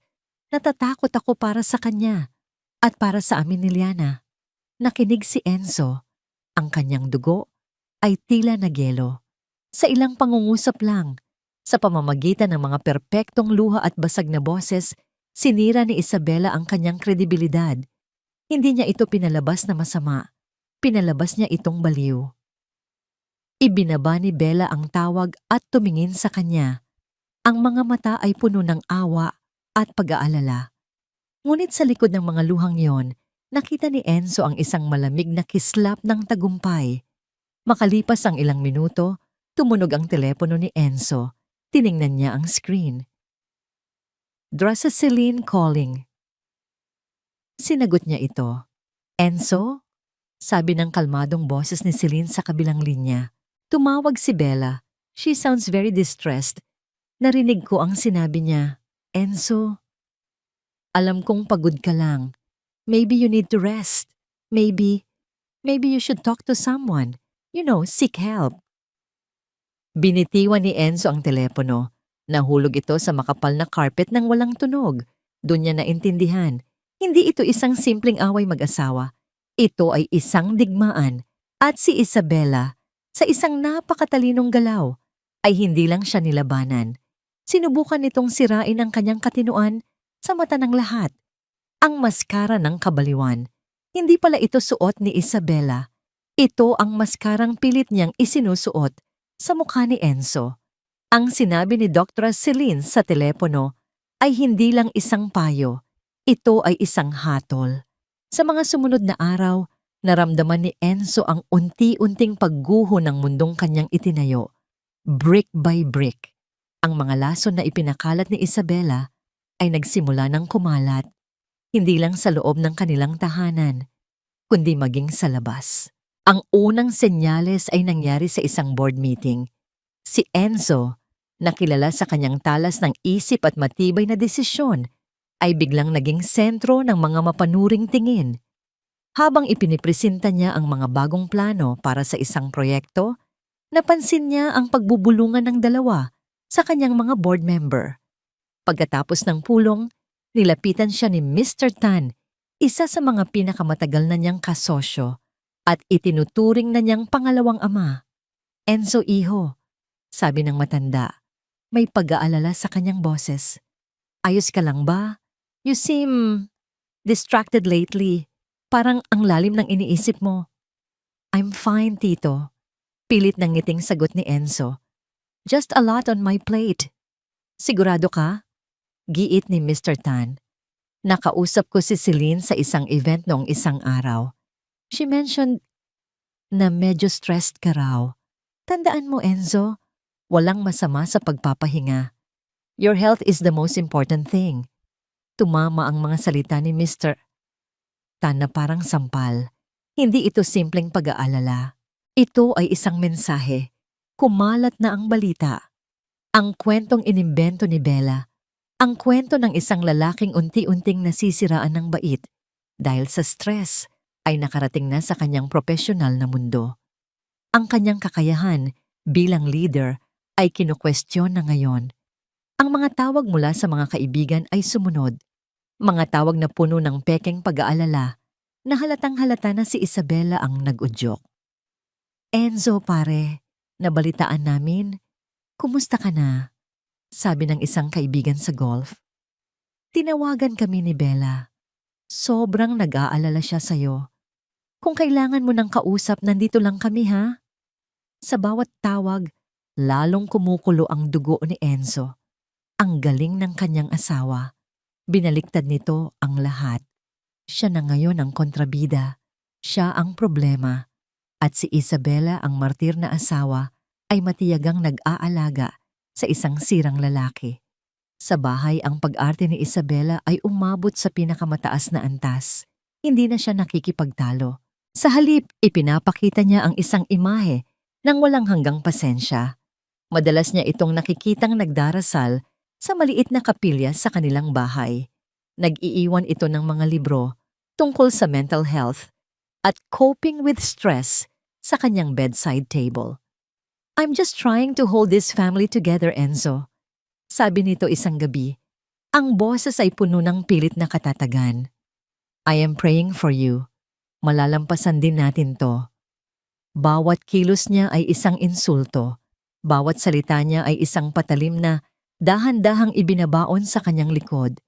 At ang pinakamasakit sa lahat, kailangan niyang tiisin ang lahat ng ito para kay Liana, na lalong naging tahimik at mailap. Isang hapon, Habang sinusubukan ni Enzo na magtrabaho sa kanyang home office, may kumatok sa pinto. Isang delivery man, may dalang isang makapal na legal envelope. Para po kay Mr. Lorenzo Santiago. Kinuha ito ni Enzo. Ang kanyang puso ay biglang kumabog ng mabilis. Dahan-dahan niyang pinunit ang sobre. Sa loob, naroon ang mga papeles na babago sa lahat. Nakatitig siya sa mga salitang nakaprint sa itim na tinta. Mga salitang legal, komplikado, ngunit ang kahulugan ay malinaw na malinaw. Petition for a temporary restraining order. Binasa niya ang mga dahilan, ang kanyang erratic behavior, ang kanyang paranoid accusations, ang pag-hire niya ng private investigator na pinalabas na isang uri ng stalking, ang kanyang violent outburst, ang pagsuntok sa pader ng hotel, isang detalyeng nakuha siguro ni Bella mula sa kaibigang nagmamay-ari ng hotel, at ang pinakamatinding kasinungalingan sa lahat. The respondent's current unstable mental state poses a significant emotional distress and potential danger to the petitioner, Isabella Reyes Santiago, and more importantly, to their minor child, Liana Santiago. Nabitawan niya ang mga papel. Nagsilaglagan ang mga ito sa sahig na parang mga patay na dahon. Ito na pala ang huling alaat ni Isabella. Hindi lang siya nito sinisiraan sa kanilang mga kaibigan. Ginamit niya ang batas. Ginamit niya ang sistema para tuluyan siyang durugin. Isang nag-aalab na galit ang pumalit sa kanyang pagkagulat. Kinuha niya ang mga papeles at mabilis na lumabas ng opisina. Kailangan niyang harapin si Isabella. Kailangan niyang tapusin ang kabaliwang ito. Ngunit pagdating niya sa sala, hindi lang si Isabella ang naroon. Kasama nito ang kanilang pamilyar na abogado at 2 security guard ng kanilang subdivision. Handa na sila. Hinihintay na siya. Enzo, sabi ng abogado sa isang kalmado at propesyonal na tono, I think you've received the documents. For everyone's peace of mind, it would be best if you cooperate. Cooperate? You want me to leave my own house? Hindi makapaniwalang sigaw ni Enzo. Tumingin siya kay Isabella na nakatayo sa likod ng abogado. Ang muka ay isang perpektong maskara ng kalungkutan. Bella, what is this? Anong kalokohan to? I'm sorry, Enzo. Sabi ni Isabella, isang pekeng luha ang gumulong sa kanyang pisngi. This is for the best, for Liana. Liana, don't you dare use her name. Sinubukan niyang lumapit, sinubukang lampasan ng mga gwardya, ngunit hinarangan siya ng mga ito. Ang kanilang mga mukha ay malungkot, ngunit ang kanilang mga kilos ay matatag. Mr. Santiago, please, sabi ng isang gwardya. Huwag na po nating palakihin ang gulo. Wala siyang nagawa. Isang lalaki sa sarili niyang bahay, pinalalayas na parang isang magnanakaw. Dinala nila siya palabas, sa harap ng nagtatakang tingin ng iba pang mga katulong. Nang makalabas siya sa pinto, napahinto siya sa driveway at lumingon pabalik. Ang bahay na kanyang pinagpaguran, ang bawat haligi at bintana na kanyang idinisenyo, ay tila isang malaking monumento ng kanyang pagkatalo. Tumingala siya. At doon, sa balkonahe ng kanilang master's bedroom, nakatayo si Isabella. Nakatingin ito sa kanya. Sa loob ng isang segundo, nawala ang maskara ng nagdadalamhating asawa. Ang mga luha ay wala na. Ang kalungkutan ay naglaho. Ang nakita ni Enzo sa ilalim ng papalubog na araw ay isang maliit. Halos hindi mapansing ang ngiti sa mga labi ni Isabella. Isang ngiti ng tagumpay, isang malamig, nakakakilabot at mapanirang ngiti. Narinig niya ang pagsara ng gate sa kanyang likuran, isang malakas na kalabog na nagsasabing sarado na ang pinto sa kanyang sariling mundo. Nasa labas na siya. At si Liana ay naiwan sa loob. Ang mga pader ng inupahan niyang apartment sa Rockwell ay puti, malinis at walang buhay. Isang malaking pag-iiba mula sa mansyon na puno ng mga mamahaling obra at alaala. Ngunit para kay Enzo, Pareho lang ang pakiramdam. Isa itong kulungan. Dito, ang mga rehas ay hindi bakal, kundi ang sarili niyang kabiguan. 2 araw na siyang naka-exile sa sarili niyang buhay. Ang unang ginawa niya ay tawagan ng kanyang abogado, si Atty. Romero, isang matalas at walang sinasantong litigator. Ngunit kahit ang galing ni Atty. Romero ay may hangganan. "The situation is not in our favor, Enzo," sabi ng abogado sa kanilang pulong. Ang mesa sa pagitan nila ay puno ng mga dokumento na nagsisilbing testamento sa galing ni Isabela. She played her cards perfectly.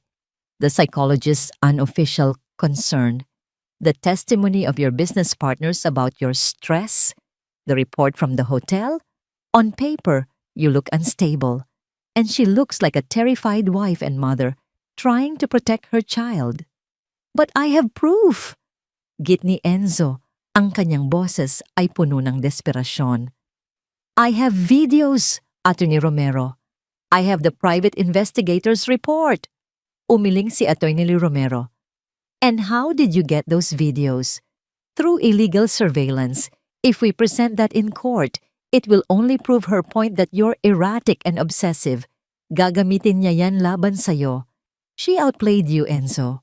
For now, we have to respect the TRO. Any violation will make things worse."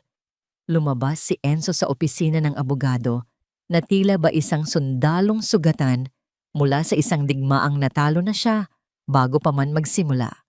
Ang batas, na dapat ay kumakampi sa tama, ay naging sandata ng isang sinungaling. Wala na siyang ibang maisip na paraan. Tinawagan niya ang telepono sa bahay. Si Yaya Elena ang sumagot. "Yaya, si Enzo to. Pakausap kay Liana, please."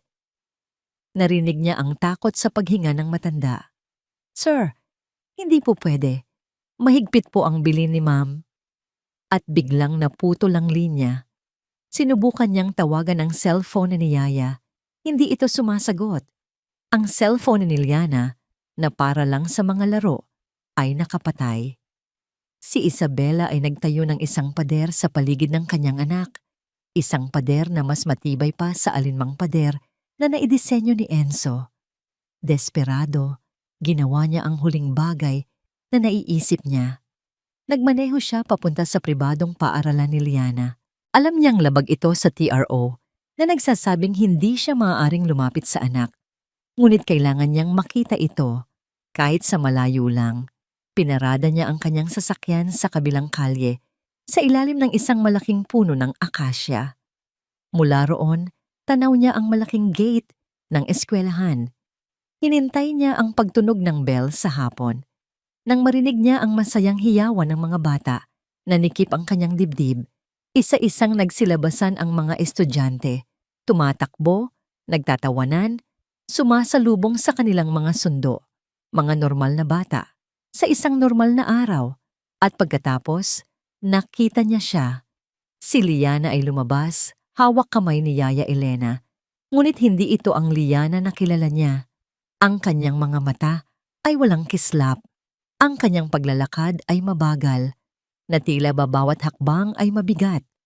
Ang kanyang mukha ay walang emosyon, parang isang manikang susi na hinihilab ng kanyang yaya. Napahawak ng mahigpit si Enzo sa manibela. Ang bawat hibla ng kanyang pagkatao ay gustong bumaba ng sasakyan, tumakbo at yakapin ang kanyang anak. Ngunit alam niyang hindi pwede. Isang maling galaw lang at bibigyan niya si Isabela ng isa pang bala para gamitin laban sa kanya. Kaya nanatili siya roon, isang anino sa loob ng kanyang kotse. Isang ama na pinagkakaitan ng karapatang maging ama. Pinanood niya silang maglakad patungo sa nag-aabang na family van. Bago sila pumasok, sa hindi malamang dahilan, napalingon si Liana sa direksyon niya. Ang kanilang mga mata ay nagtagpo sa gitna ng daan. Sa loob ng isang segundo, nakita ni Enzo ang isang kislap sa mga mata ng kanyang anak. Isang kislap ng pagkilala, ng sorpresa, marahil ay ng pag-asa. Ngunit kasing bilis din itong nawala. Napalitan ng takot nang marahan siyang hinila ni Yaya Elena papasok ng sasakyan. Sinundan niya ng tingin ng sasakyan hanggang sa maglaho ito sa kanto. At naiwan siyang mag-isa, kasama ang nakakabinging katahimikan at ang bigat ng kanyang pagkatalo. Bumalik siya sa kanyang apartment. Ang enerhiya at galit na nag-udyok sa kanya nitong mga nakaraang araw ay biglang naglaho. Ang natira ay isang malalim at nakakalunod na kalungkutan. Umupo siya sa dilim, hindi binuksan ang mga ilaw.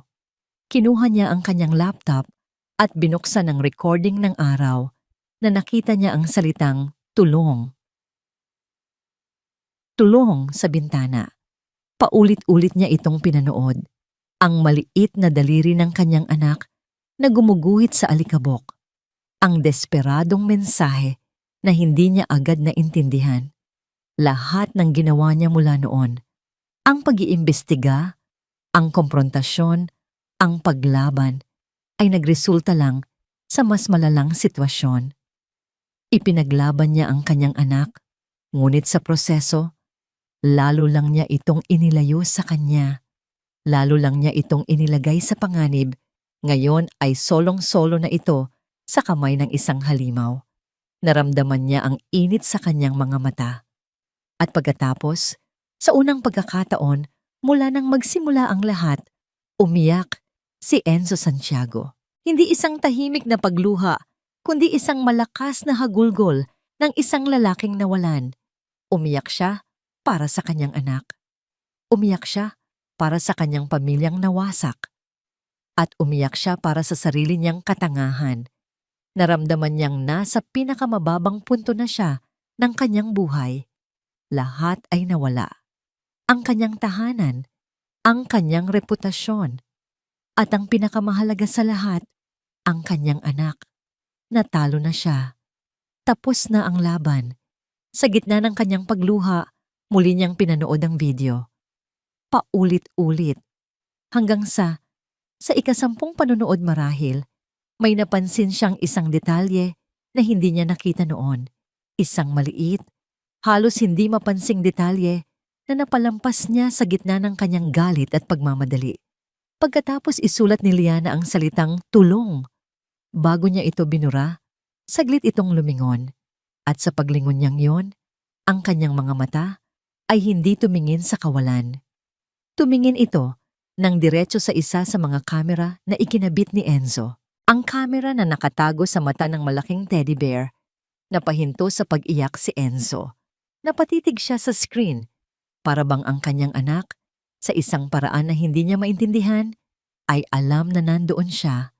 Alam niyang may nakatingin. Alam niyang may nakikinig. Ang mensaheng iyon, ang salitang tulong, ay hindi isang random na sigaw sa dilim. Ito ay isang mensaheng direkta para sa kanya. Isang maliit na sinulid ng pag-asa ang biglang sumibol sa gitna ng kanyang nawasak na mundo. Hindi pa tapos ang laban dahil ang kanyang anak ay umaasa pa rin sa kanya. Ang imahe ni Liana na nakatingin ng diretso sa kamera ay isang apoy na muling nagsindi sa naupos na pag-asa sa puso ni Enzo. Ang pag-iyak ay huminto. Ang bigat ng pagkatalo ay napalitan ng isang matibay at malamig na determinasyon. Tama na ang pagiging emosyonal, tama na ang pagiging padalos-dalos. Natalo siya dahil sinubukan niyang labanan ang isang tuso at kalkuladong halimaw gamit ang purong galit. Ngayon, lalabanan niya ito gamit ang sarili nitong armas, diskarte at stratehiya. Kinabukasan, ang unang ginawa niya ay hindi tawagan ang kanyang abogado. Sa halip, hinanap niya ang numero ng isang tao na matagal na niyang hindi nakakausap ng personal, ang tunay na child psychologist ni Liana. Hindi si Dr. Celine na kaibigan ni Bella, kundi si Dr. Alena Reyes, isang respetadong espesyalista na inirekomenda ng paaralan ni Liana noon. Si Dr. Reyes ang taong laging sinisigurado ni Isabela na siya lang ang kumakausap, palaging may dahilan kung bakit hindi makakasama si Enzo sa mga sesyon. Huminga siya ng malalim bago mag-dial. Kailangan niyang maging maingat. Dr. Reyes, good morning. This is Lorenzo Santiago, Liana's father. Simula niya ang boses ay kalmado at profesional. "Oh, Mr. Santiago, it's a surprise to hear from you." Sagot ng doktora, may bahid ng pagtataka. "Is everything all right?" "That's what I want to find out, doctor," sabi ni Enzo. "Alam ko po kung ano marahil ang sinabi sa inyo ni Isabela tungkol sa aming sitwasyon at hindi ko po kayo pipiliting paniwalaan ako." Natahimik ang kabilang linya. "I'm not asking you to believe me as a husband," pagpapatuloy ni Enzo. "I'm asking you as a professional to look at something. I have video evidence that I believe shows a pattern of emotional abuse. I can send you a secure, encrypted link. All I ask is for you to watch it and give me your unbiased, professional opinion. For Liana's sake." May pag-aalinlangan sa boses ni Dr. Reyes. "Mr. Santiago, this is highly unorthodox. I cannot involve myself in marital disputes. This is not a marital dispute, doctor. This is about the welfare of your patient," mariing sabi ni Enzo. "Please, before you say no, just watch it. That's all I ask." Pagkatapos ng mahabang katahimikan, pumayag ang doktora. Ipinadala ni Enzo ang link na naglalaman ng mga pinakamatitinding video clips, ang pagkulong, ang mga masasakit na salita, ang pananakot. Makalipas ang 1 oras, tumawag pabalik si Dr. Reyes. Ang boses niya ay ganap nang nagbago. Wala na ang profesional na distansya. Ang naroon ay pagkaalarma at matinding pag-aalala. "Mr. Santiago, I've seen it. Oh my God. This is much worse than I thought." Ang palaging sinasabi sa akin ni Isabela ay behavioral issues daw ni Liana ang problema.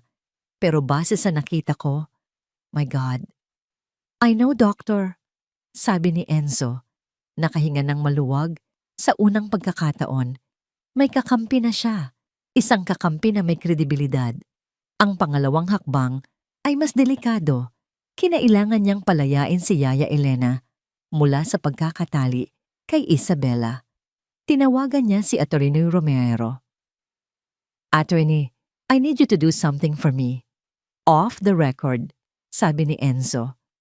"I'm sending you the details of a loan shark and his client. I want you to pay off the entire debt, all of it, anonymously. Use a proxy. I don't care how you do it.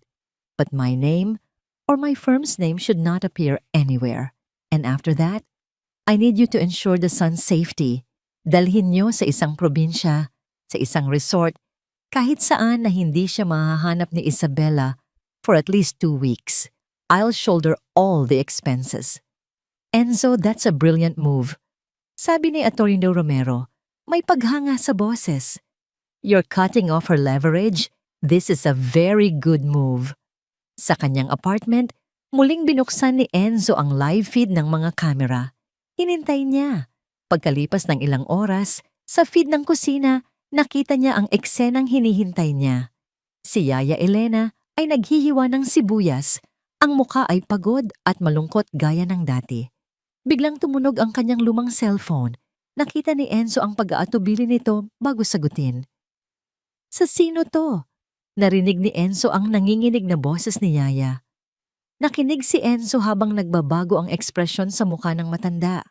Mula sa takot, naging pagkalito. Mula sa pagkalito, naging hindi makapaniwala. "Ano? Bayad na lahat? Paanong? Sinong nagbayad?" Hindi marinig ni Enzo ang sagot, ngunit nakita niya ang reaksyon. Napabitaw si Yaya Elena sa kanyang cellphone. Napahawak ito sa mesa para suportahan ang sarili. At pagkatapos, napaluhod ito sa sahig at nagsimulang humagulgol. Hindi iyak ng takot o kalungkutan, kundi iyak ng matinding pasasalamat at ginhawa. "Salamat sa Diyos! Salamat! Ligtas na ang anak ko! Salamat po!" Mula sa kanyang kinauupuan, naramdaman ni Enzo ang bigat na nawala sa balikat ng matanda. Pinanood niya itong dahan-dahang tumayo. Pagkatapos punasan ang kanyang mga luha, may nagbago sa tindig ni Yaya Elena. Ang dating laging nakayukong ulo ay bahagyang tumingala. Ang takot sa kanyang mga mata ay napalitan ng isang bagong apoy. malaya na siya. Nang gabing iyon, habang pinapanood ni Enzo ang feed sa sala, narinig niya si Isabela na may kausap sa telepono. Isa sa mga kapatid nito. Yes, tita. I'm arranging a small family get-together this Sunday. Just for us. Para na rin makita ninyo si Liana at para malaman ninyo ang pinagdadaanan namin. Sabi ni Bella, ang boses ay puno ng pilit na katatagan ng isang biktima. I just need my family's support right now. I need them to see how much I'm suffering, how I'm trying to be strong for my daughter. Napangiti si Enzo. Isang malamig at kalkuladong ngiti. Ang huling plano ni Isabela, ang pag-atake para makuha ang simpatya ng buong pamilya at tuluyan siyang ihiwalay sa kanila. Pero hindi niya alam ang entabladong kanyang itinatayo para sa sarili niyang drama ay ang siya ring entabladong paglalabasan ng lahat ng kanyang mga multo. Magaling, Bella. Bulong ni Enzo sa screen ng laptop. Magaling. Hahayaan niyang itayo ni Isabela ang kanyang perpektong entablado. Hahayaan niyang tipunin nito ang lahat ng manunood. Dahil sa linggo, hindi siya ang bida. At tiyak na hindi siya ang kontrabida. Sa linggo, siya ang magiging direktor ng huling akto ng palabas na ito. Ang linggo ng hapon ay perpekto. Ang sikat ng araw ay may gintong kulay na marahang pumapasok sa malalaking bintana ng kanilang sala. Nagbibigay buhay sa mga sariwang puting bulaklak na personal niyang inayos sa bawat mesa. Ang hangin ay puno ng amoy ng mamahaling pabango at ng masarap na pagkaing inihanda para sa kanyang pamilya. Nakatayo si Isabela sa gitna ng lahat, isang reyna sa kanyang palasyo. Suot niya ang isang simpleng tingnan, ngunit napakamahal na navy blue dress. Ang kanyang buhok at makeup ay walang kapintasan. Bawat kilos niya ay may kasamang grasya at kontroladong kalungkutan. Siya ang bida sa trahedyang ito. Siya ang martir. Naroon ang buong pamilya Reyes, ang kanyang makapangyarihang ama, ang kanyang sosyal na ina, ang kanyang dalawang kapatid na babae, kasama ang kani-kanilang asawa. Naroon din ang ilang piling kamag-anak mula sa panig ni Enzo na alam niyang mas kakampi sa kanya. Bella, iha, you look so tired, sabi ng kanyang ina. Hinahaplos ang kanyang likod. We are all so worried about you. Isang maliit at malungkot na ngiti ang isinukli ni Isabela. I have to be strong, Mom. For Liana. Tiningnan niya si Liana na tahimik na nakaupo sa isang sulok, naglalaro ng puzzle. Iyon ang kanyang alas, ang kanyang ebidensya.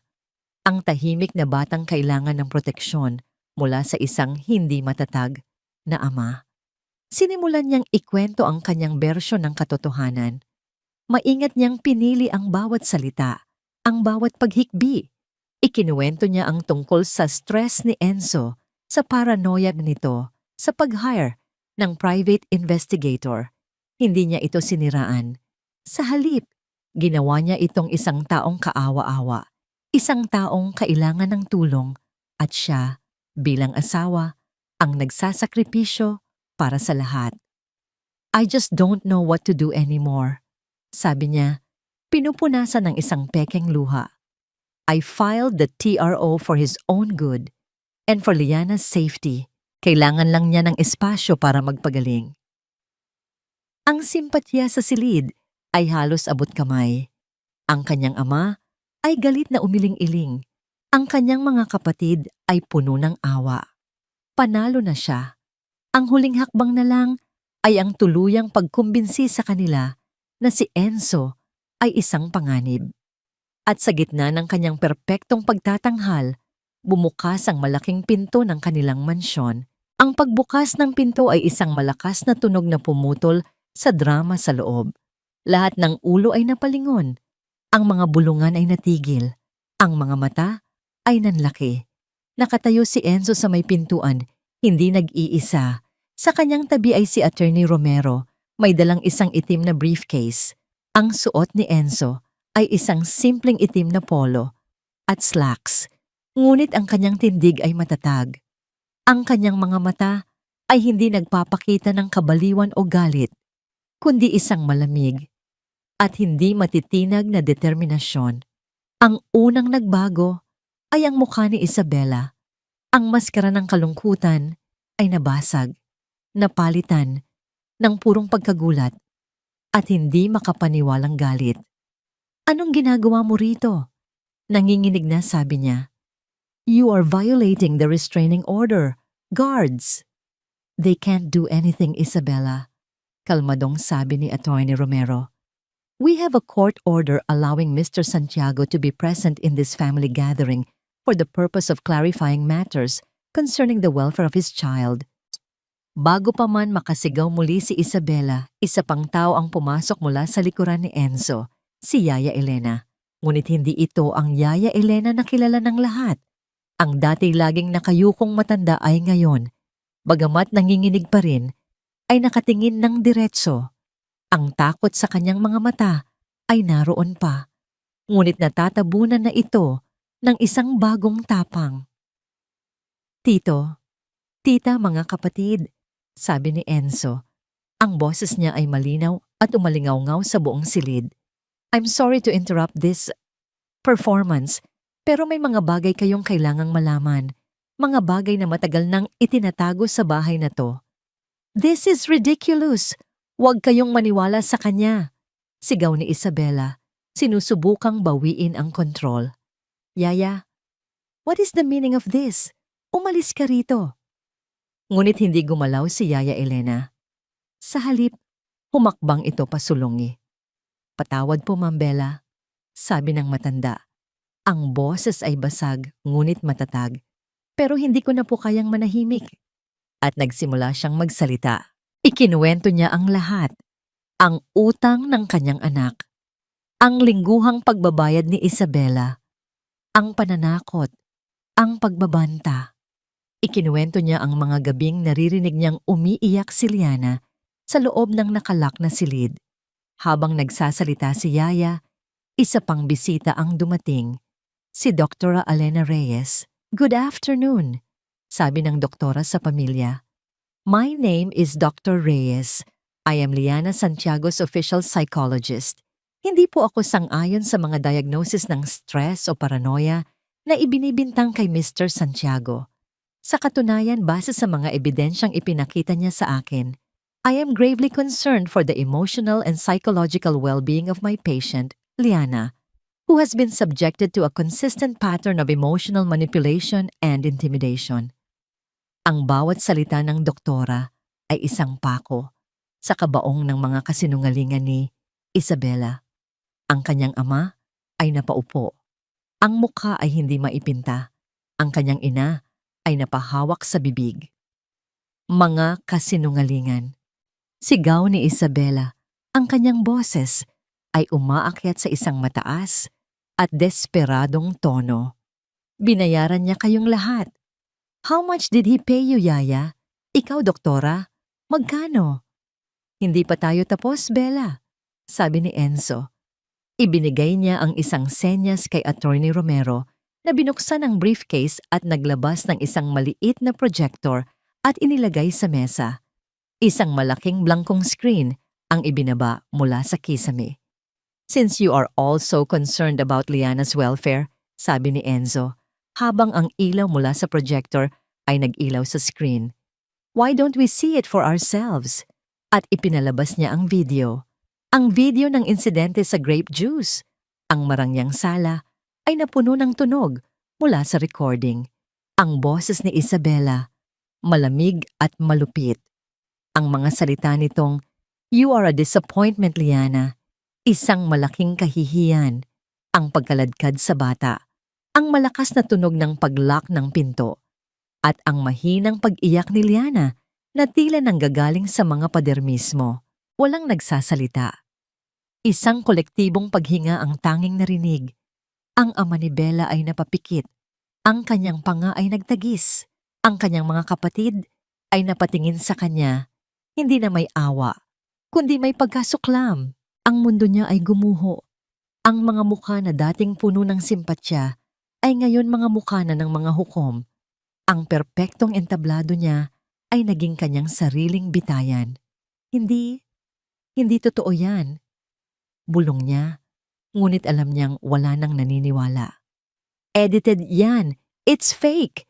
He's trying to destroy me. Nagsimula siyang magwala. Itinuro niya si Enzo. Ikaw ang may kasalanan ng lahat ng to. You were never here. Palagi kang abala sa trabaho mo. Iniwan mo ako para alagaan ng isang batang hindi perpekto. Ang huling mga salita ay lumabas nang hindi niya napigilan. Ang pinakamatinding lihim ng kanyang puso, ang pinagmumulan ng lahat ng kanyang galit, ay lumabas sa harap ng lahat.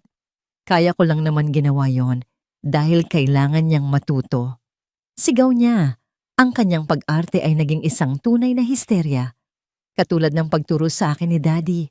Di ba, Dad? You locked me in the stockroom when I failed my piano recital. Para matuto ako. Para maging perpekto. Ginagawa ko lang kung ano ang tama.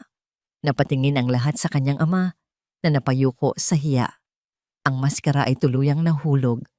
Ang magandang si Isabela Reyes Santiago ay wala na. Ang natira ay isang basag, galit, at kaawa-awang babae na inuulit lang ang bangungot ng sarili niyang pagkabata. Sa gitna ng kaguluhan, bumukas muli ang pinto. 2 pulis, naka-uniforme, ang pumasok ng may katahimikan at awtoridad. Lumapit ang mga pulis kay Isabela. Wala nang nagsalita. Wala nang lumaban. Tapos na ang lahat. Habang dahan-dahan siyang ginagabayan ng mga pulis palabas, napahinto si Isabela sa tapat ni Enzo. Ang kanyang mga mata ay hindi na nagmamakaawa o nagagalit. Ang mga ito ay puno ng isang malamig at purong pagkamuhi. You will regret this, Enzo. Bulong niya. Isang pangako na mas nakakatakot kaysa sa sigaw. You destroyed everything. No, Bella. Sagot ni Enzo. Ang boses ay pagod ngunit matatag. You did. Nang mailabas na siya, ang katahimikan sa loob ng sala ay mas mabigat pa kaysa dati. At mula sa itaas ng hagdan, isang maliit na figura ang lumitaw. Si Liana. Nakita niya ang lahat. Ang sigawan. Ang pag-alis ng kanyang ina. Nakatayo lang ito roon. Ang mga mata ay malaki at puno ng pagkalito. Tumingin ito sa kanyang mga lolo at lola, sa kanyang mga tiyahin. At pagkatapos, tumingin ito sa kanya. Dahan-dahan, bumaba ito ng hagdan. Isang hakbang. Pagkatapos isa pa. Hindi niya ito pinilit, hinintay niya lang. Nang makarating ito sa ibaba, tumakbo ito. Hindi papalayo, kundi papalapit. Yumakap ito nang mahigpit sa binti ni Enzo. Ang kanyang mukha ay ibinaon sa tela ng kanyang pantalon. Hindi ito umiyak, ngunit ang higpit ng kanyang yakap ay nagsasabi ng lahat. Sa unang pagkakataon, sa napakatagal na panahon, sa gitna ng mga guho ng kanilang pamilya, naramdaman ni Enzo na nakauwi na siya makalipas ang 6 na buwan. Ang marangyang mansyon sa Corinthian Gardens na dating naging saksi sa mga lihim at kasinungalingan ay tahimik na ngayon. Ang mga mamahaling muebles ay nababalutan ng puting tela. Ang hardin ay hindi na kasing alaga ng dati. Isang malaking for sale sign ang nakatayo sa labas ng gate. Isang anunsyo na tapos na ang isang kabanata. Ibinenta ni Enzo ang bahay. Hindi dahil kailangan niya ng pera, kundi dahil kailangan nila ng kapayapaan. Ang bawat sulok ng mansyon ay may dalang alaala, mabuti man o masama. At para makapagsimula sila muli, kailangan nilang iwan ang lahat ng yon. Nakatira na sila ngayon sa isang mas maliit, ngunit mas maaliwalas na bahay sa isang tahimik na subdivision sa Alabang. Ang bahay ay napapalibutan ng mga bintanang salamin na nagpapapasok sa sikat ng araw. Ang mga pader ay puti, ngunit hindi malamig.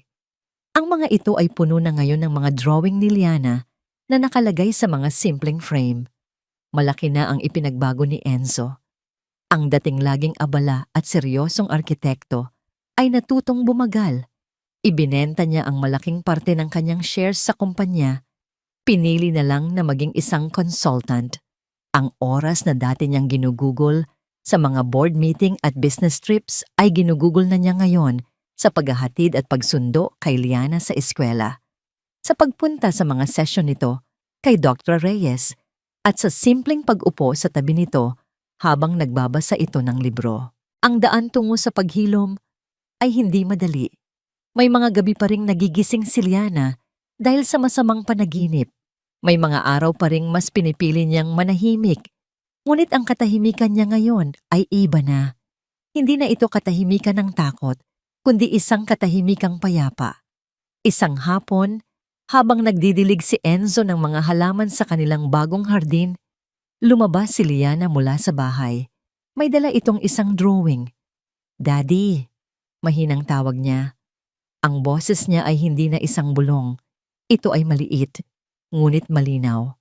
Ibinaba ni Enzo ang hawak na pandilig at lumuhod para maging kapantay niya ang anak. "Yes, anak. What's that?" Ipinakita ni Liana ang kanyang drawing. Isang larawan ng dalawang tao, isang malaki at isang maliit, na magkahawak kamay sa ilalim ng isang malaking araw na nakangiti. Ang damo ay kulay berde, ang langit ay kulay asul. Isang simpleng drawing ng isang bata. Ngunit para kay Enzo, ito ang pinakamagandang obra na nakita niya sa buong buhay niya. "It's beautiful, Liana," sabi ni Enzo. Ang kanyang puso ay puno ng pagmamahal. "Sino to?" Itinuro ng maliit na daliri ni Liana ang malaking tao. "Daddy." Pagkatapos, itinuro niya ang maliit. "Liana." Ngumiti si Enzo. Ngunit may napansin siyang kakaiba sa drawing. Sa tabi nilang dalawa, may isa pang espasyo na tila blanco. "Bakit may space dito, anak?" tanong niya. Tumingin si Liana sa blankong espasyo. Pagkatapos ay tumingin ito kay Enzo. Ang mga mata ay seryoso. "Para sa bago nating kalaro," sabi niya. Naintindihan ni Enzo. Hindi ito tungkol sa isang bagong tao. Ito ay tungkol sa pag-asa, tungkol sa hinaharap. Biglang tumunog ang telepono ni Enzo. Isang tawag mula sa isang malaking kliyente sa Singapore, nag-aalok ng isang proyektong minsan ay pangarap niya. Isang skyscraper na babago sa skyline ng syudad. Tiningnan ni Enzo ang telepono. Pagkatapos ay tiningnan niya ang kanyang anak na naghihintay sa kanyang atensyon. Walang pag-aalinlangan, pinatay niya ang tawag. Ibinalik niya ang kanyang buong atensyon kay Liana. "Okay, sino daw ang bago nating kalaro? Baka kailangan nating maghanda." Ngumiti si Liana, isang tunay at masayang nangiti na ngayon ay madalas na niyang nakikita. Nang hapong yon, nagpasya silang magtanim. Bumili si Enzo ng isang maliit na puno ng mangga. Sa isang maliit na espasyo sa kanilang hardin, magkatabi silang naghukay ng lupa. Ipinakita niya kay Liana kung paano ilagay ang puno sa butas, kung paano ito tabunan ng lupa, at kung paano ito diligan. Habang pinapanood niya ang kanyang anak, na masayang nagbubuhos ng tubig sa kanilang bagong tanim, na-realize ni Enzo ang tunay na kahulugan ng pagiging isang tagapagtayo. Hindi ito tungkol sa mga gusali o mga imperyo. Ito ay tungkol sa pag-aalaga, sa pagbibigay ng matibay na pundasyon, hindi ng semento, kundi ng pagmamahal, sa pagbibigay ng sikat ng araw, hindi ng karangyaan, kundi ng atensyon, at sa pagbibigay ng espasyo para lumago, hindi pataas, kundi bilang isang masaya at buong pagkatao. Tumayo si Liana at pinagpaga ng lupa sa kanyang mga kamay. Tiningnan niya ang maliit na puno, pagkatapos ay tumingin siya kay Enzo. "Ating puno," sabi niya. Ang mga salita ay puno ng pagmamay-ari at saya. "Kuwatsungta." Lumuhod si Enzo at niyakap ang kanyang anak. Isang mahigpit na yakap na puno ng mga salitang hindi na kailangang sabihin. Sa ilalim ng papalubog na araw, sa kanilang maliit na hardin, ang mag-ama ay nagsimulang magtayo muli. Hindi ng isang bahay, kundi ng isang tahanan. Ang paghilom ay isang mahabang paglalakbay. Ngunit ngayon, alam ni Enzo na hindi na siya nag-iisa. Magkasama na sila sa bawat hakbang. At iyon, higit pa sa anumang gusali sa mundo, ang pinakamatibay na pundasyong maibibigay niya sa pagtatapos ng kwento ni na Enzo Isabella at ng Munting Liana. Malinaw na ipinapaalala sa atin na ang karangyaan at mataas na antas sa lipunan ay hindi kailanman sukatan ng pagiging mabuting magulang o tunay na pamilya. Sa likod ng marangyang bahay at perpektong imahe, unti-unting nabunyag ang isang anyo ng karahasang hindi nagiiwan ng pasa sa katawan, ngunit nagiiwan ng malalim na sugat sa isipan ng isang bata. Ang salitang tulong na isinulat ni Liana ay naging sigaw ng katotohanan, isang sigaw na nagmulat sa isang amang matagal ng bulag sa manipulasyon. Sa sandaling hinarap ni Enzo ang katotohanan, pinili niyang wasakin ang huwad na katahimikan upang iligtas ang kanyang anak. Ipinakita ng kwento na ang kasamaan ay hindi kailanman nagtatago magpakailanman at ang kabutihan ay may lakas na ipaglaban ng tama. Ikaw bilang magulang o anak, paano mo masisiguro na ang tahanan ay ligtas, hindi lang sa mata ng lipunan kundi sa loob ng puso? Sana ay nasa mabuti kang kalagayan ngayon. Huwag kang mag-atubiling magbahagi ng saloobin. Narito ang channel para makinig, umunawa at magpaalala na hindi ka nag-iisa.